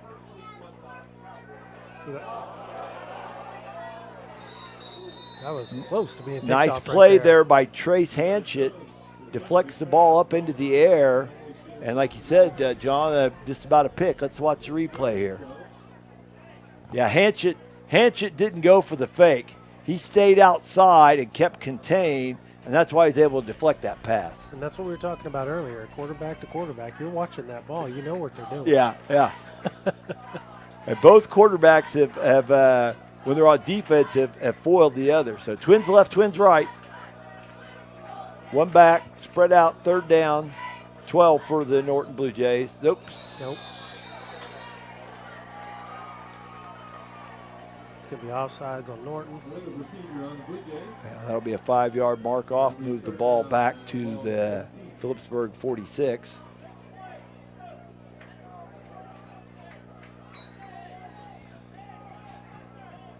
Now, if you're Phillipsburg, John, do you think you want to blitz here, or you could just do a little loop stunt on the inside? They run a 3-4, so it's easy to blitz a linebacker without compromising your defense much. I think they're going to bring somebody in here. Yep, movement there. Yep, 32 looks like it's coming up a linebacker. Jones airs it out. Oh, we have a penalty marker down. Watch the replay on that to see whose hands. Yeah, that's Hauser again out there on the receiving end of that pass from Jones. Here's the replay. The blitzing pressure did get there right as he released it. Does look like there's some contact down there too. High school rule is a 15-yard mark off. You watch so many NFL games, you're used to the ball being moved to where the infraction's at, but that's not the rule in high school. And it's not the rule in college either, for that matter. Moves the ball up to the 31-yard line, where it is 3rd and long 2. They did not get the 1st down, even with all that yardage, because they had that big down and distance. I formation for the Blue Jays. And Jones is really hard to stop. It looks like Jalen Hurd out there of the Eagles. He is hard to stop on that quarterback sneak. For goodness sakes, can we have Eli Jones visit the Chiefs and tell Patrick Mahomes how to do this? We know it's not Patrick's fault. Okay, we know this is an Andy Reid problem, but watch this. Gets up behind his right guard. Yeah, number 60 has a nice block there to roll the defender out of the way. Number 60 is Corbin Puga. He is a 6'3", 300-pound junior. That's a big old boy. That's a good ball to get behind right there. Jones fakes the handoff to Backman, throws deep. That's Hauser, just outside his reach.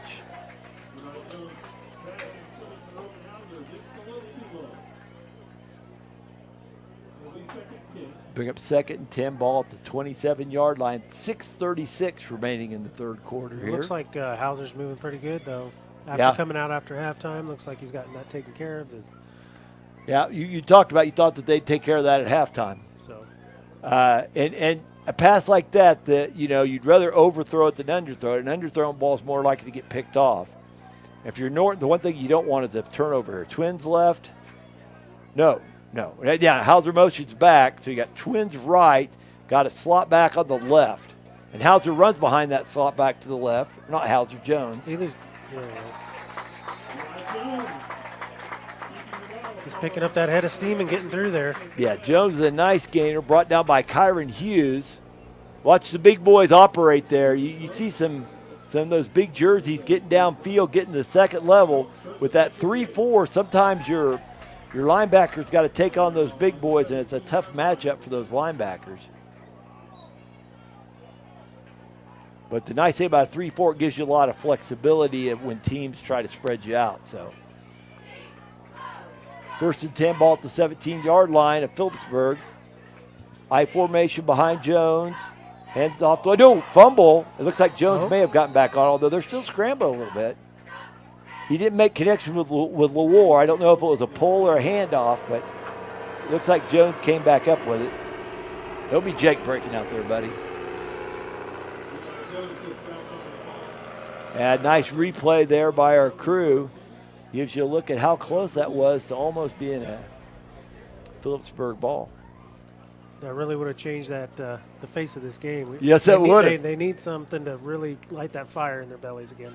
Yep, loss of 1 brings up 2nd and 11, ball at the 18.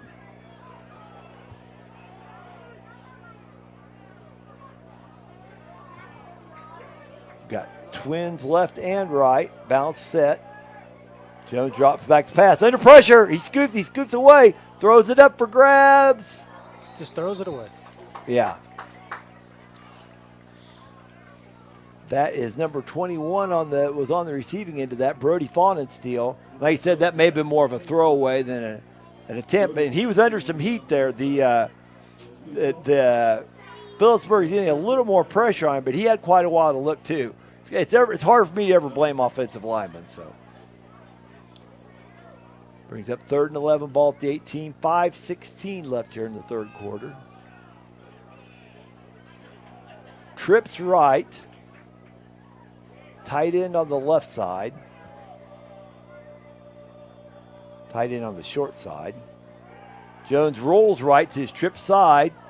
Throws it out here for Backman. Incomplete. I think he had a hard time turning that ball back upfield anyhow, even if he'd have caught it. So,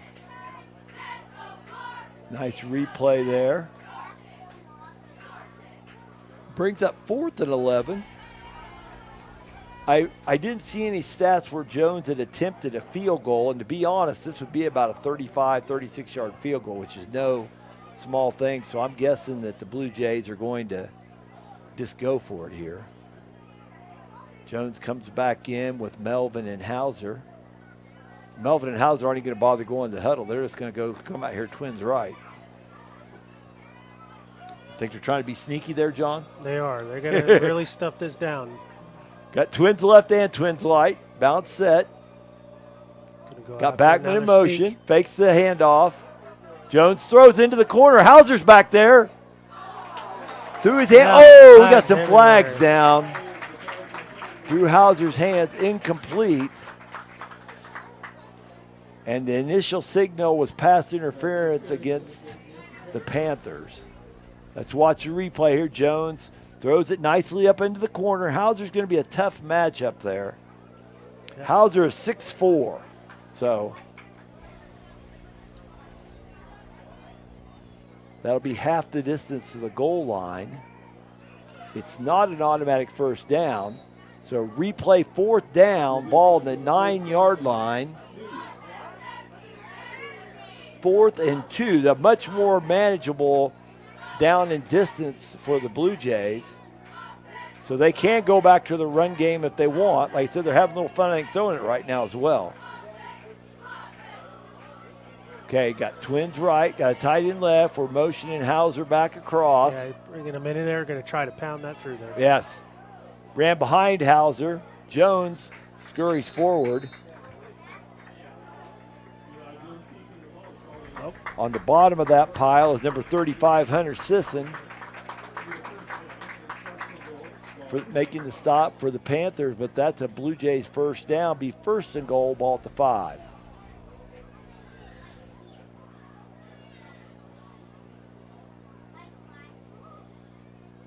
Starting to feel those defensive penalties right now pretty Yeah. hard.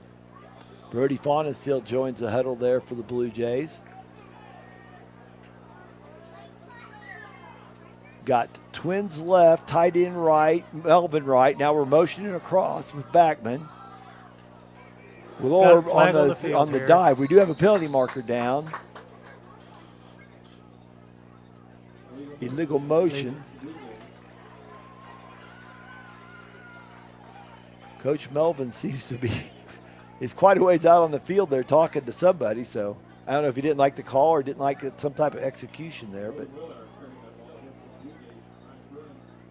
he gives the play to Tice Melvin. That's a 5-yard mark off, move it back to about the 10. So it'll be 1st and goal from the 10. Yeah, there's no sticks down across the way other than the yard marker. So this is a 1st and goal situation. One back in the backfield. Got Backman and Melvin on the right and Hauser. Hands off to Willor. He's stacked up there by Seth Keaton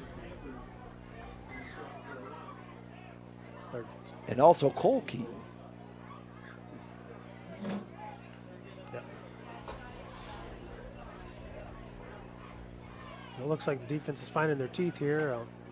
Red zone. Yeah. The good news for Phillipsburg, they're not giving up points, but the bad news is clock's winding down. About 3:30 left here in the third quarter. If nothing else, Norton has eaten up a chunk of the third quarter clock here. 4 seconds left on the shot clock here, so I have to get the play off quickly, but Norton's kind of taking their time.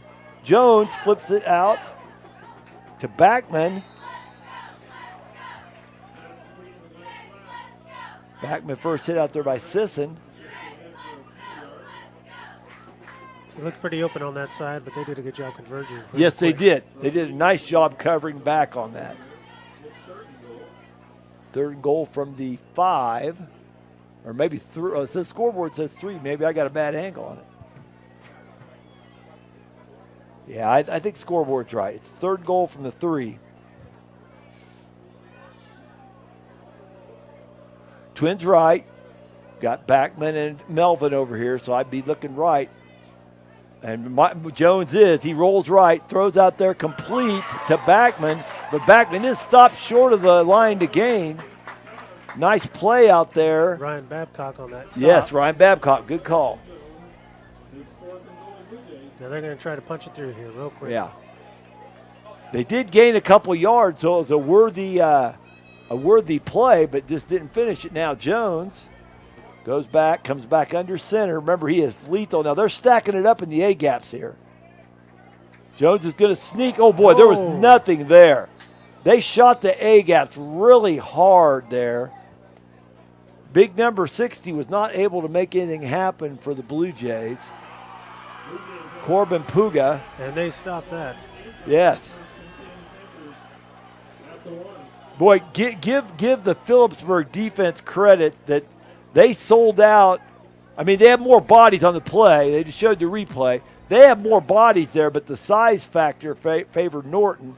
But the smaller Panthers were able to scratch it out and get the stop there.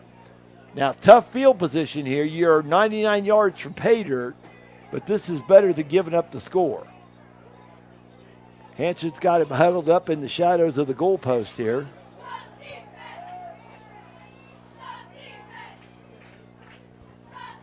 Hand off to big back Rodriguez. Ooh, he was met in the backfield there. There was a big collision. That looks like number 69 that's Brody Mullins, met Rodriguez right about the goal line. Nice replay here. Bam! You got to like that. Just like seeing him shot his head a little lower. Don't like seeing any helmet-to-helmet contact, but with a play like that, you're going full speed. Sometimes it's hard to get that helmet level where you want it to. You got to get those wheels going. Push through that defensive line. Here it is again. Straight dive. Stacked up nicely by the interior of the Blue Jay line. Might have got one on that. Looks like Brennan Fawnensteel may have been the first guy on the hit there. Scoreboard shows them still at the 1 yard line, 2 yard line now, 3rd and 9. I tell you what, you can put it in Rodriguez's belly and pull it, but obviously when you do that, you take a chance of a safety. But a boot might be nice here. Let's see what we got. He keeps. It wasn't a true boot, but nice read there by Hanchett to find the gap. Nicely blocked down there by the left guard to give him a hole. Hanchett brought down out there by number 10. That's Eli Jones. Quarterback on quarterback again. You know, they talk about that in the NFL. It's a quarterback versus the, team and whatnot. This is actually a good quarterback versus quarterback. Yes, game it is. Yes, it is. I'm bringing out the chains on this one. Boy, this is a big measurement for this point in the game. He looks like he is a tiny bit short. Possibly an inch and a half. That was nice, that kid, to bring out water bottles for the officials, but boy, our viewers would like to see how close that was. 4th and short. Boy, what do you do here, John, if you're Phillipsburg? Well, in this case, I would definitely give it to Rodriguez and punch that through. Yeah, that new set of downs, you're on the 4th, you've got to do something. Boy, if you punt here, you're not going to get the ball back until some point in the 4th quarter. You're down 14. You need a spark. I think you about got to go for it. Traditional 11-man thinking would be, no, you have to punt. But let's see what they do. Hanchett's huddling the team up. Clock is rolling. Look like they're going to run a play here. Now, they may do a long count and try to get him to jump, too. Nope, Hanchett keeps. Oh, nice. He split that gap between his left guard and the center. He's able to get that one standing up. Yep. That's what they needed. Little number 3, Jayton Weigel, stuck his nose in there to help make the stop. Weigel is a 5'6", 130-pound junior. He's a little guy to be in there that close, but he's playing safety. They probably just rolled him down and from his safety position get in there, but it's first down Panthers. Burst in motion, handoff to Rodriguez, no. And we've got another flag on the field. Hanchett keeps, brought down by Mullins. John picked up that flag. Here's a replay. Yeah, see Big 69 just kind of enveloped Hanchett.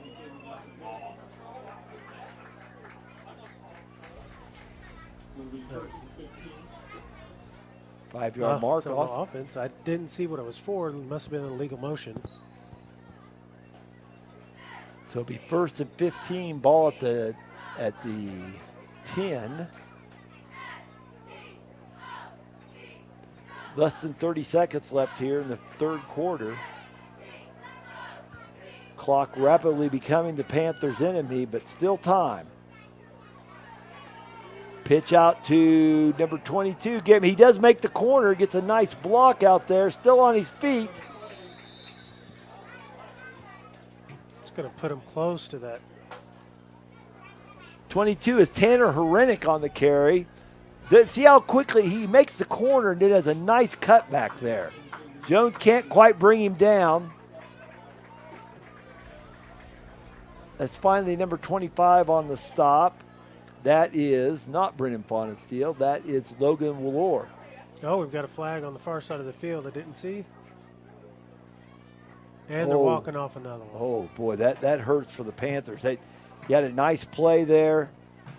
I don't know. Was there a crack back? Was there a crack back there when he made the cut? When he made the corner? I didn't see a signal. I didn't either. Moved the ball back. It looks like it might have been half the distance. Looks like the ball's at about the 6. It's 1st and 20.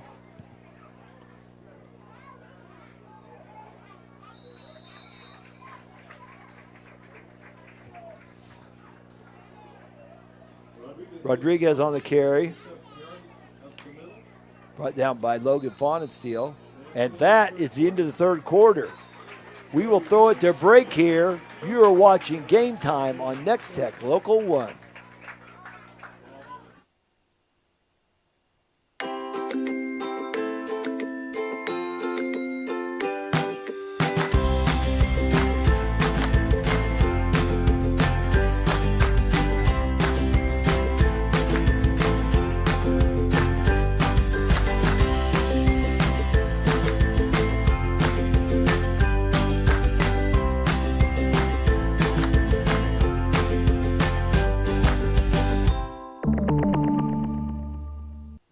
We know that buying a home is a new and exciting moment in life.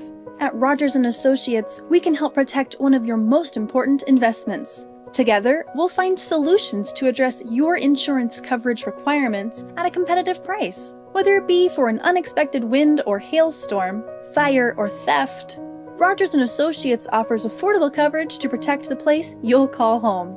Call us today for a free quote. Back here at Travis Field, where the Blue Jays lead the Panthers 14-0 on senior night. Here's some scores for you. Mountain Ridge running up big on Pretty Prairie. That game's over, 48-0. Quinter ahead of Overland, 12-6 at halftime. Red Devils putting up a good fight. Final Hoxie halftime, Stockton 66-0. Victoria did the same to Central Plains, 48-0. Our game 14-0 Norton. Plainville up on Oakley, 34-0 at halftime. Another district game that affects both these teams here. Beloit ahead of Russell, 24-6. Hughton ahead of Colby, 27-6. Smith Center up 16-0 on Alma-Wabunsie. Alma-Wabunsie made quite a trip for that game. Hayes High, Garden City, great game, 14-all in the third quarter. Hoisington laying the wood to Southwest Heights, 48-0. Wallace County really laid the heights on Wheatland Grinnell.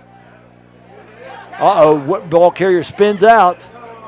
Another flag. All over. Looked like it may have been a face mask. Keep going, keep going. Oh, nice play there. Number 22, that is Tanner Herenick on the cutback. That ball was on the 10-yard line, so if that penalty, it's a 90-yard run, John. It's a 91-yard run by Herenick. Let's see who the penalty's on, though. There's 3 flags down here. Touchdown is good, the white hat is signaling. Yep, it was face mask. It was on the deep. So Herenick with the 90-yard score. Boy, that was – I've just talked to John on the break. Let's try to say what we need, what the Panthers need here, and that's exactly what they needed. Nice little cutback there.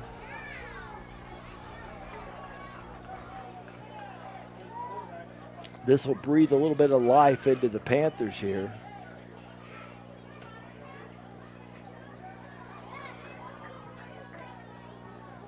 Face mask is the call, personal foul face mask.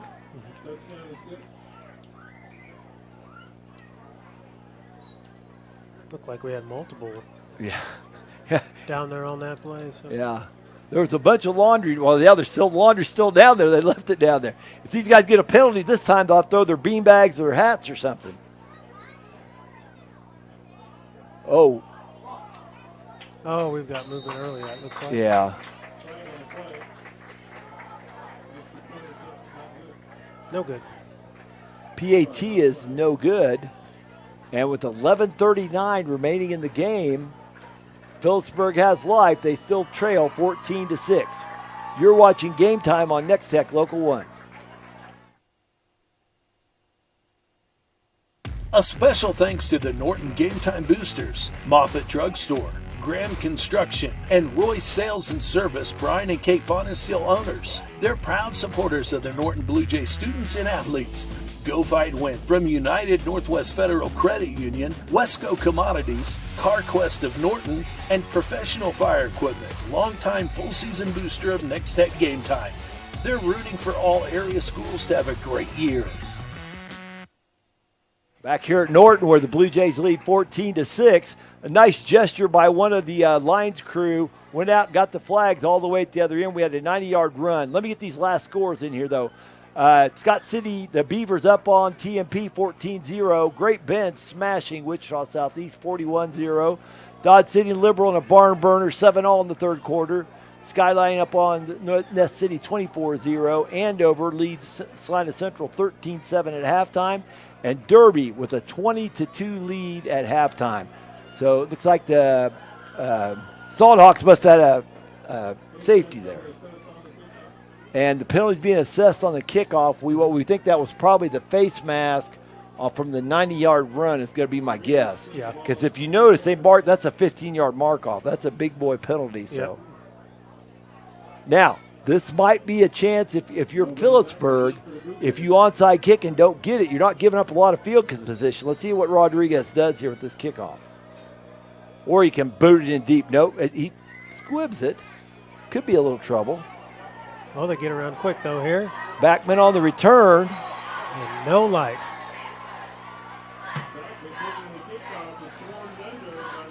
Number 80, E.J. Hall, and number 21, or maybe it's 31.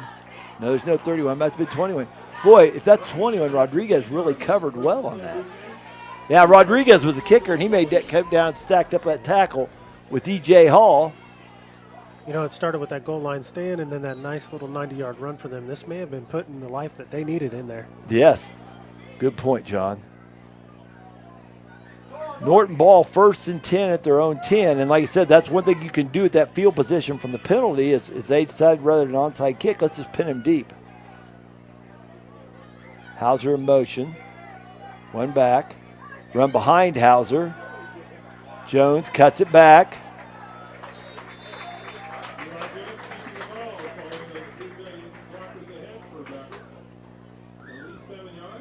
Brought down about there by 37. That is Kyron Hughes. You get that spot sheet flipped over. Kyron Hughes is the outside linebacker for the. Looks like they'd like to keep Kyron Hughes on the wide side. He's the wide side linebacker. A little play fake there. Jones throws, complete to Hauser. Hauser made a good turn there to come back to that ball. Gave him some space. Get rid of it. Yep, Burrish comes up for the stop, and that's enough for a Blue Jay first down, ball at their own 25. 10:40 left in the game. Norton 14, Phillipsburg 6. The way they're throwing this ball looks like they're trying to put a stop into the.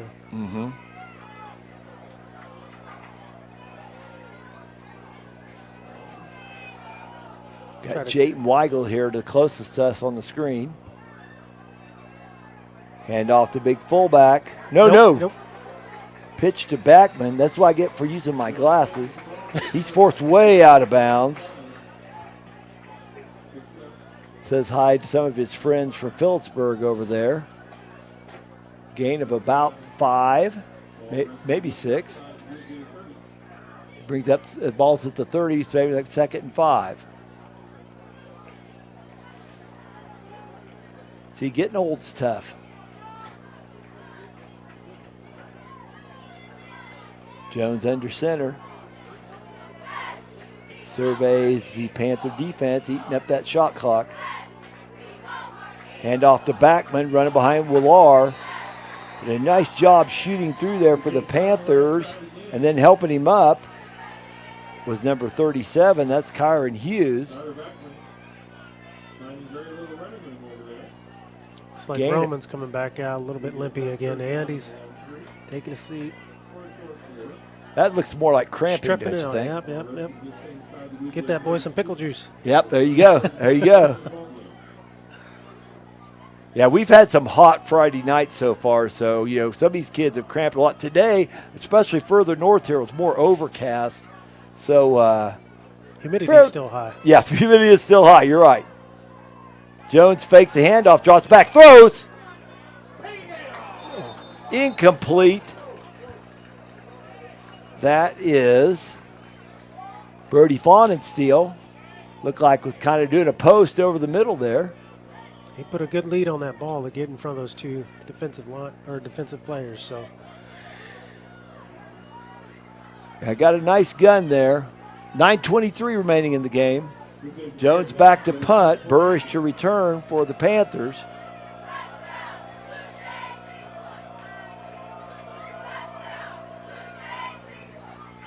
Oh! Looks like they didn't put Interesting any punt call on there. that. Ball kind of rolled back on him a little bit. Brendan Faunasteel finally downs that. Like I said, it kind of rolled backwards. I'm kind of surprised there wasn't a call there one way or the other. Now, and there's no roughing if he tips that ball. He doesn't have to block it if he just tips it. But boy, it sure looked like he got a piece of the punter. Yeah, he definitely got a piece of the punter. It looks like he was just in a bad angle to see that. Phillipsburg ball, first and 10 at their own 44. 9:12 remaining in the game. The clock becoming a bigger factor, but still plenty of time, even if they pound this one out. And it looks like Rodriguez running behind his left guard. Been pretty good sportsmanship all night. People helping each other up there. Look like Heiser and Weigel on the stop. Gain of 3 brings up 2nd and 7. Left guard in this case would have been Carson Meidel, 182-pound senior.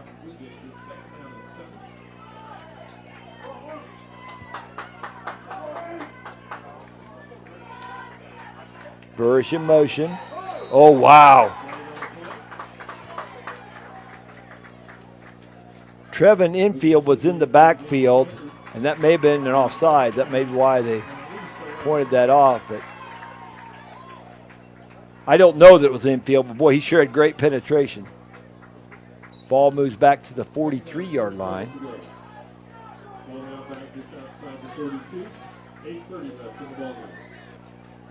Bring up 2nd and 11, 2nd and 12.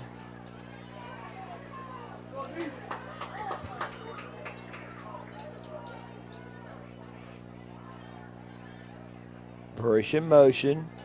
Hand off to Rodriguez, going over to left guard again, but boy, not much doing there. Infield on the stop, and obviously the penalty wouldn't have been on infield because it was against P-Bird. Right, yeah.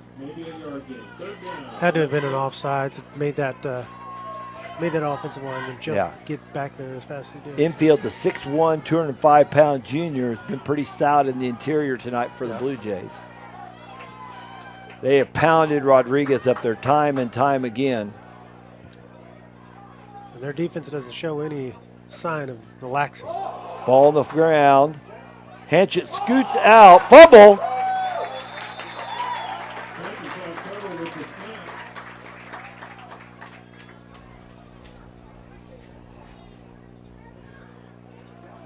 See what the call is here. I thought Stover came up with the ball, but I mean. Yeah, must have there. Okay, but P-Bird has the ball still, and they're going to punt. Hanchett to punt, Melvin back deep. 4th and 9, could be a fake. No, it doesn't look like a fake. Hanchett left-footed punt away. Nice punt, too. Drives Melvin back. 10-yard line. Oh, boy, if that rolls out of bounds, that's going to be a fantastic punt. Great punt by Hanchett. Pins Norton, and Melvin really didn't have much of a chance to catch that. He kind of kicked it away from Melvin, who's a pretty good little punt returner in his own right. Now they're going to rely on that Phillipsburg defense to hold him back there to get that ball back in decent field position. There's still time for a field position game. A little over 7 minutes left. But Hanchett maybe has the best defensive play of the game so far for Phillipsburg, rolling that ball down to about the 1-yard line. Norton has been able to run the ball, so this may not be the end of the world for them. They have not relied much on the pass. But if you're Phillipsburg here, you could take some chances, shoot some gaps, maybe try to make something happen. Jones has been tough on the quarterback sneak, but boy, that looks like I got stacked up. Boy, I couldn't tell who from. I thought I saw Eli Jones get out of that pile, but I'm not sure. Yeah. He's been doing a good job of hiding it, especially as we've gone on through the night, when he's going to do that side pitch, and I really think that would have been a great option at this point. Yeah. Yeah, that would be the thing right here. Like you said, you boy, show that dive to Wallor or show that quarterback sneak and then pitch it.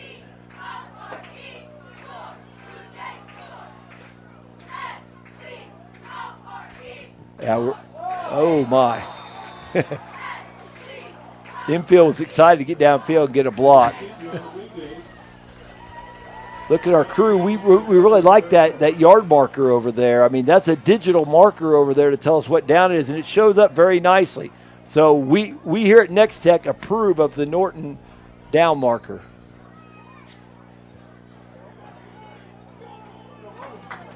I like where they got the play clock there, too. That's really easy to see. It's at Travis Field, Big Boy Stadium, an uptown high school experience here. 2nd and 11, ball at the 1. Jones looks a little perplexed. Drops back to throw. He's throwing deep. He's got Melvin over here. Nice defense out there. That's number 8 for Phillipsburg, Caden Sisson. If there was, and I think if he had looked that ball up, he would have had that himself. Yeah. If there was to be anything, it might have been Melvin kind of gave Sisson a little push, but you hate to see games decided by pass interference penalties. Let them play a little bit. So no call's okay with me.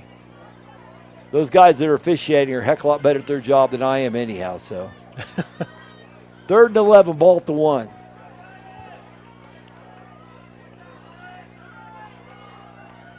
Little blitz action there. Jones looks right, throws, got a man. Ball's complete. That looks like Hauser over there. Oh, we got a flag at the end of the play there. Hauser is forced out here. Let's watch the replay. Jones looks left and looks back to the right. May have helped Hauser get man coverage there by taking the safety away. Poor Ryan Babcock over there. He's only 5'9". That's a tough matchup for him against the 6'4" Hauser. Let's see what the penalty marker is. Have you seen anything yet, John? I think it was pass interference on the offense there on Hauser. But we've got another flag over here. Yeah, when you have multiple fouls, sometimes there is some choreography to how do you want to assess that. So if it's both on the same team, it's pretty easy, but it makes you think maybe it's one on each. Well, they still have to decide which one they're going to take. Holding on Norton. Looks like that's the one they're going to hold on to. Yeah. Holding. Now, that could be half the distance of the goal line, which is going to be very little move. He probably just moved that ball an inch or two. But if you don't take the penalty, you're giving up a 30-yard pass. So they take, or wait. They took both penalties. One was the holding, and then we've got the pass interference. Oh, you're right. Good call, John. Boy, that's tough because half the distance of the goal line was nothing. But the 15 yards the other way is a Norton first down. Ball at that looks like the 16-yard line to me. 5:44 remaining in the game. Panthers' desperation starting to set in a little bit here.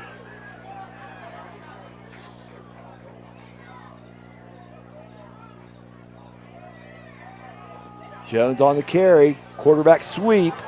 Lots of room out there. Jones is run down from behind by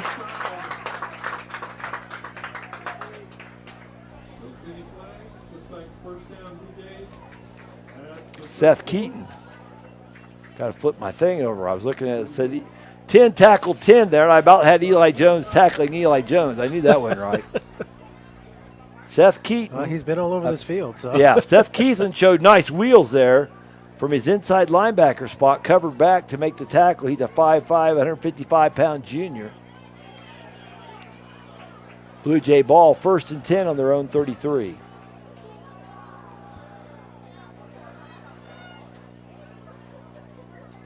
Handoff with the war. Boy, nice penetration there. There's your guy. And that's Seth Keaton again, blowing things up. Keaton's not ready to throw in the towel on this game. Moves just the got to ball watch back. those penalties a little bit, and that's going to. I think that's really the difference maker, especially right now. Ball moved back to the 32. It'll be 2nd and 11. 4:40 left in the game. Trips left. See if this is window dressing or they want to do something special here. Sometimes you're just spreading people out to open up lanes for your running game, too. No, but Jones does. Penalty marker down. Jones fires it back over the middle. Incomplete, trying to catch up with Melvin. Hunter Sisson on the defense there. I've got quite a bit of laundry out here. It may take a minute to sort this one out. I see 3 flags on the ground. Yeah. See if the nice gentleman, or here's a replay. Question is, did he reach up over his head to get that ball, or actually? We're talking this over here, having a committee meeting. That flag came out pretty quick there at the beginning. Yes. So that's going to be offsides or something on one of the.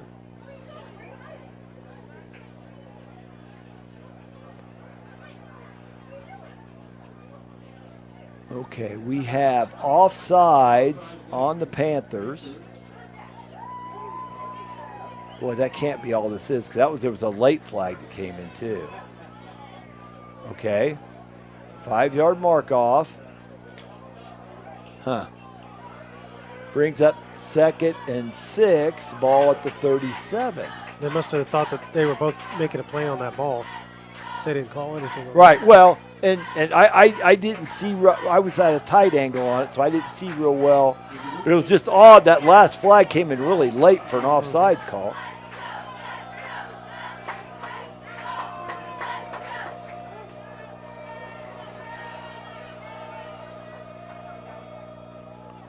Jones wrangles in that high snap, cuts it back up the middle. Brought down again by Seth Keaton. That's going to keep that clock moving. That's exactly what. Good point, what John. Norton That's wants to do. a clock rolling, moves the ball up to the 41. Will be 3rd and 2. Boy, you about have to have the stop here.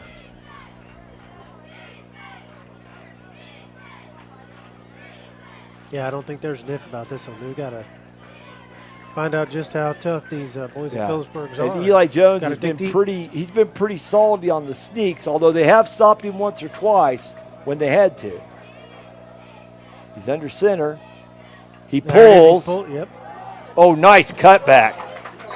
Boy, Carson Meidel had him cut off, and he cut back off of that penetration and may have spun up and got the first down. That's part of what we were talking about. He's really doing a very good job of hiding that ball, hiding that handoff, and keeping it for himself. Boy, first down, Norton, and that may have nailed the spike into the heart of the Panthers. It'll be tough to get the ball back with much time.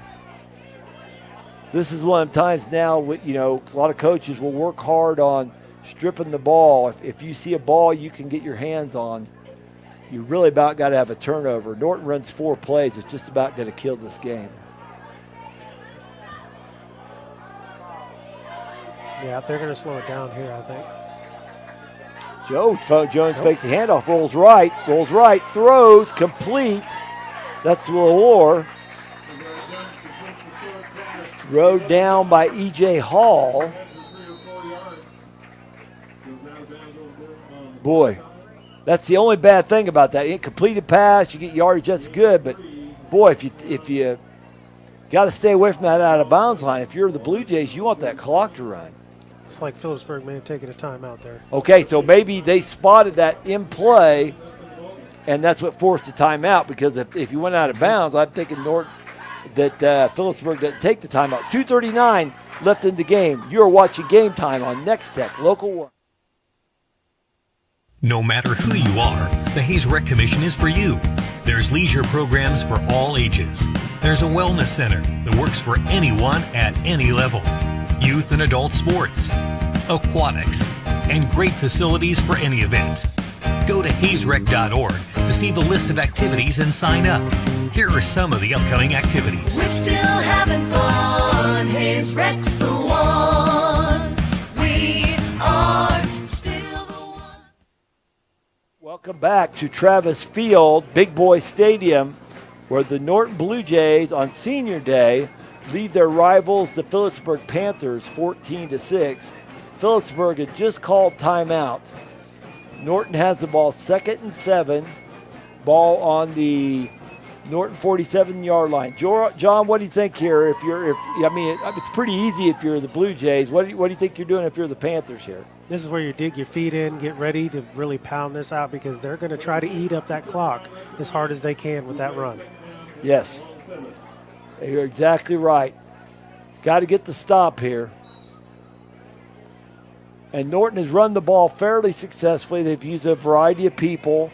Wallor's had some runs. Backman's had some runs. Backman hadn't run it much in the second half. Jones has had some runs. Melvin didn't even make that huddle, so we're definitely looking at the center up here. Jones on the handoff to Backman, but penalty down marker down.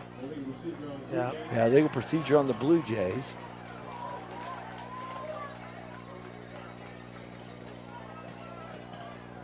That penalty is not particularly harmful to Norton. Right now, the big thing they want is just to let the clock run. And obviously, with the penalty, the clock's not going to run. But they just want to run a couple of clean plays here, and if they have to punt, they'll punt. But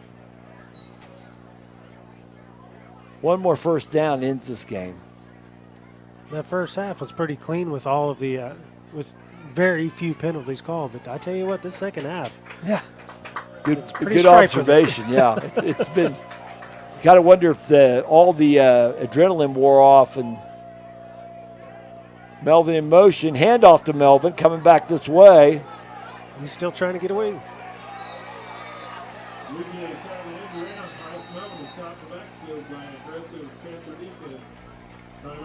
Another timeout. That's Cole Keaton on the stop there. Timeout Phillipsburg. Right, for 2:28 left in the game, we scored Norton 14, Phillipsburg 6. Third and a long ways here, John. They're 3rd and 16 at the 42. I think at this point the coach is just sitting there, trying to stop that clock, hold on to as much time as he possibly can to give his guys a chance to get back down that field. Yeah, and Coach Melvin has shown, it seems to me I've done some other Norton games before, that he'll throw the ball in these situations. The traditional theory is that, you got to pound the ball and eat up the clock. Well, Coach Melvin's thinking is if I get a first down, the game's over. So don't be at all surprised if they, give a little play fake. And just like they did a little while ago, they threw that little pass out there to the right sideline. And their defense is no slouch. So, trusting in their defense to make that stop after, if they do turn over. Right. Yeah, the Phillipsburg offense, they've had one really big highlight. They had that 90-yard run by Herenick. They've moved the ball some other times, but they have not been proficient by any stretch of the imagination.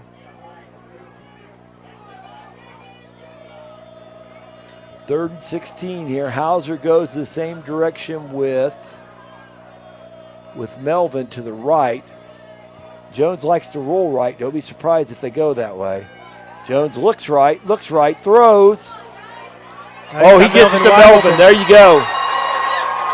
Melvin complete. That's what I said. Coach Lucas Melvin, a 17-year veteran, is not afraid to throw the ball in those situations, and that's why. That was a dagger right there. Blake Burrish stopped right. Good call, John. That puts the ball down to about the 17-yard line. It'll be 1st and 10. But the biggest thing is now we're just over 2 minutes left in the game. The only thing going for the defense here is that also has shrunk the field, so they're able to concentrate a little bit easier without as many yards to cover. So see if they can stop them here. Okay, Hauser's to the left of the formation. Snap to Jones. Jones runs quarterback sneak to the left. Wrapped around his ankles is number 21. That's Rad Rodriguez. Rodriguez has had a long night tonight. He has a ton of carries on offense. Rodriguez also the leading tackler from Phillipsburg last year. He played linebacker last year. This year they got him as a down lineman. He's a big boy. 222 pounds. That's a load. But the clock continues to run, 1:20 left in the game.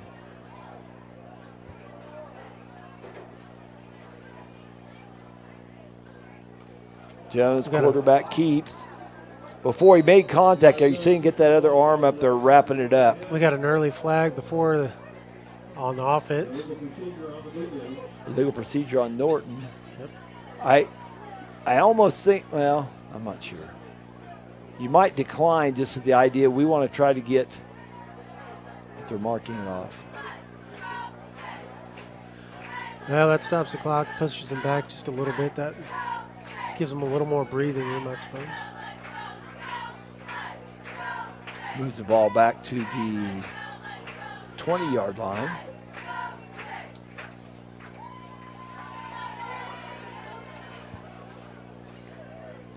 Just inside the 20-yard line. Scoreboard says 18. I think that's 19 or 20, but that's okay. 1:07 remaining in the game. Trips left for Norton.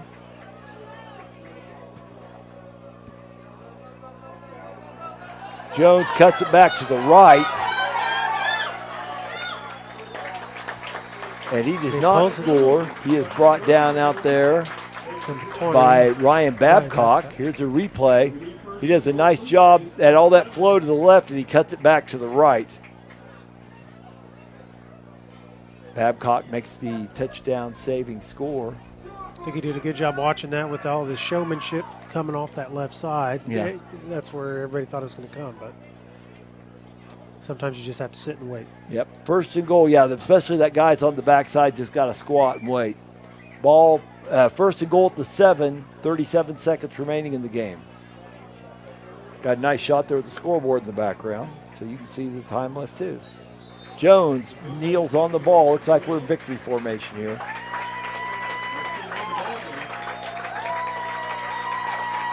Well, Phillipsburg held strong and kept that touchdown from being on the scoreboard at least.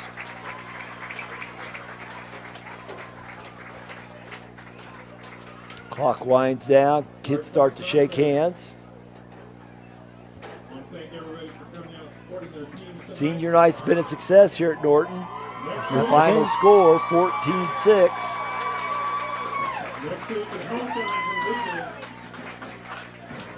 Okay, we're going to throw it to a break here. You are watching Game Time on Nex-Tech Local 1.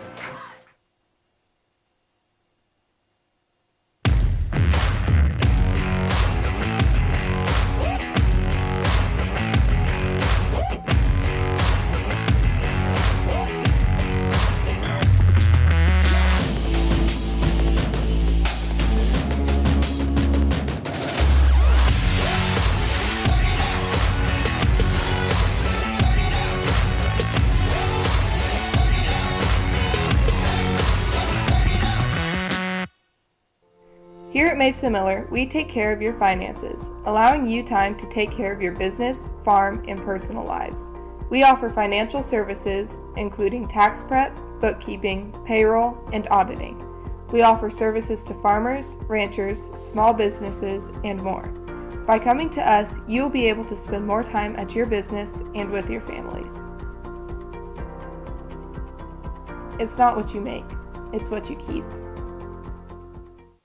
Each year, hundreds of electrocutions occur in the United States. You can avoid a shock by knowing one basic premise. Electricity always seeks the easiest path to the ground, and you're a perfect conductor. Stay 30 feet away from down power lines. And if a down wire touches your car, don't get out. Stay inside and call for help. And don't let others touch your car until a lineman says it's safe. Electrical safety tips from Midwest Energy, a customer-owned cooperative making energy work for you. Exciting night here, senior night. Norton Blue Jays defeat their rivals Phillipsburg 14-6 on senior night. This will put the Blue Jays in the driver's seat in the MCL right now. Also puts them in good position in district, but there's a whole lot more district games to go. Scores: Thunder Ridge 48, Logan Palco 18 in the fourth quarter. Quinard struggled a little bit with Oberlin, 12-6. Red Devils playing strong tonight. Hoxie blew out Stockton 66-0. Victoria big over Central Plains 48-0. Our score here, Norton 14, Phillipsburg 6. Plainville ahead of Oakley 47-0 in the fourth quarter. Tough year for the Plainsmen. Beloit 30, Russell 6. That's also a district game here. Beloit's going to come back and make noise in this district. Hugoton 27, Colby 6.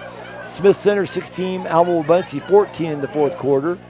Hayes High has jumped out to a 21-14 lead in the fourth quarter. Hoisington big over Southwest Heights 48-0, and Wallace County finished off Wheatland Grill 65-0. TMP has dropped the 30-0 decision to Scott City. The Beavers are always tough. Great Bend 55, Wichita Southeast 0 is the final. Liberal 21, Dodge City 7 in the fourth. Still a little time there. Skyline finished off Ness City 46-0.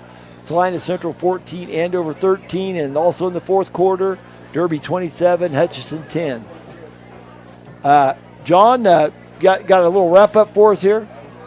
Yeah, so we started out with a great look at two different teams, looking like that we're going to have a really tough game and a really great game, and sure was. Started off with a 69-yard touchdown for Tyler Beckman. Point after attempt was good by Eli Jones. A 43-yard connection from Eli Jones to Bodie Fannenstall, and the point after attempt was good there. That puts them up 14-0. A 90-yard touchdown run from Tanner Hornick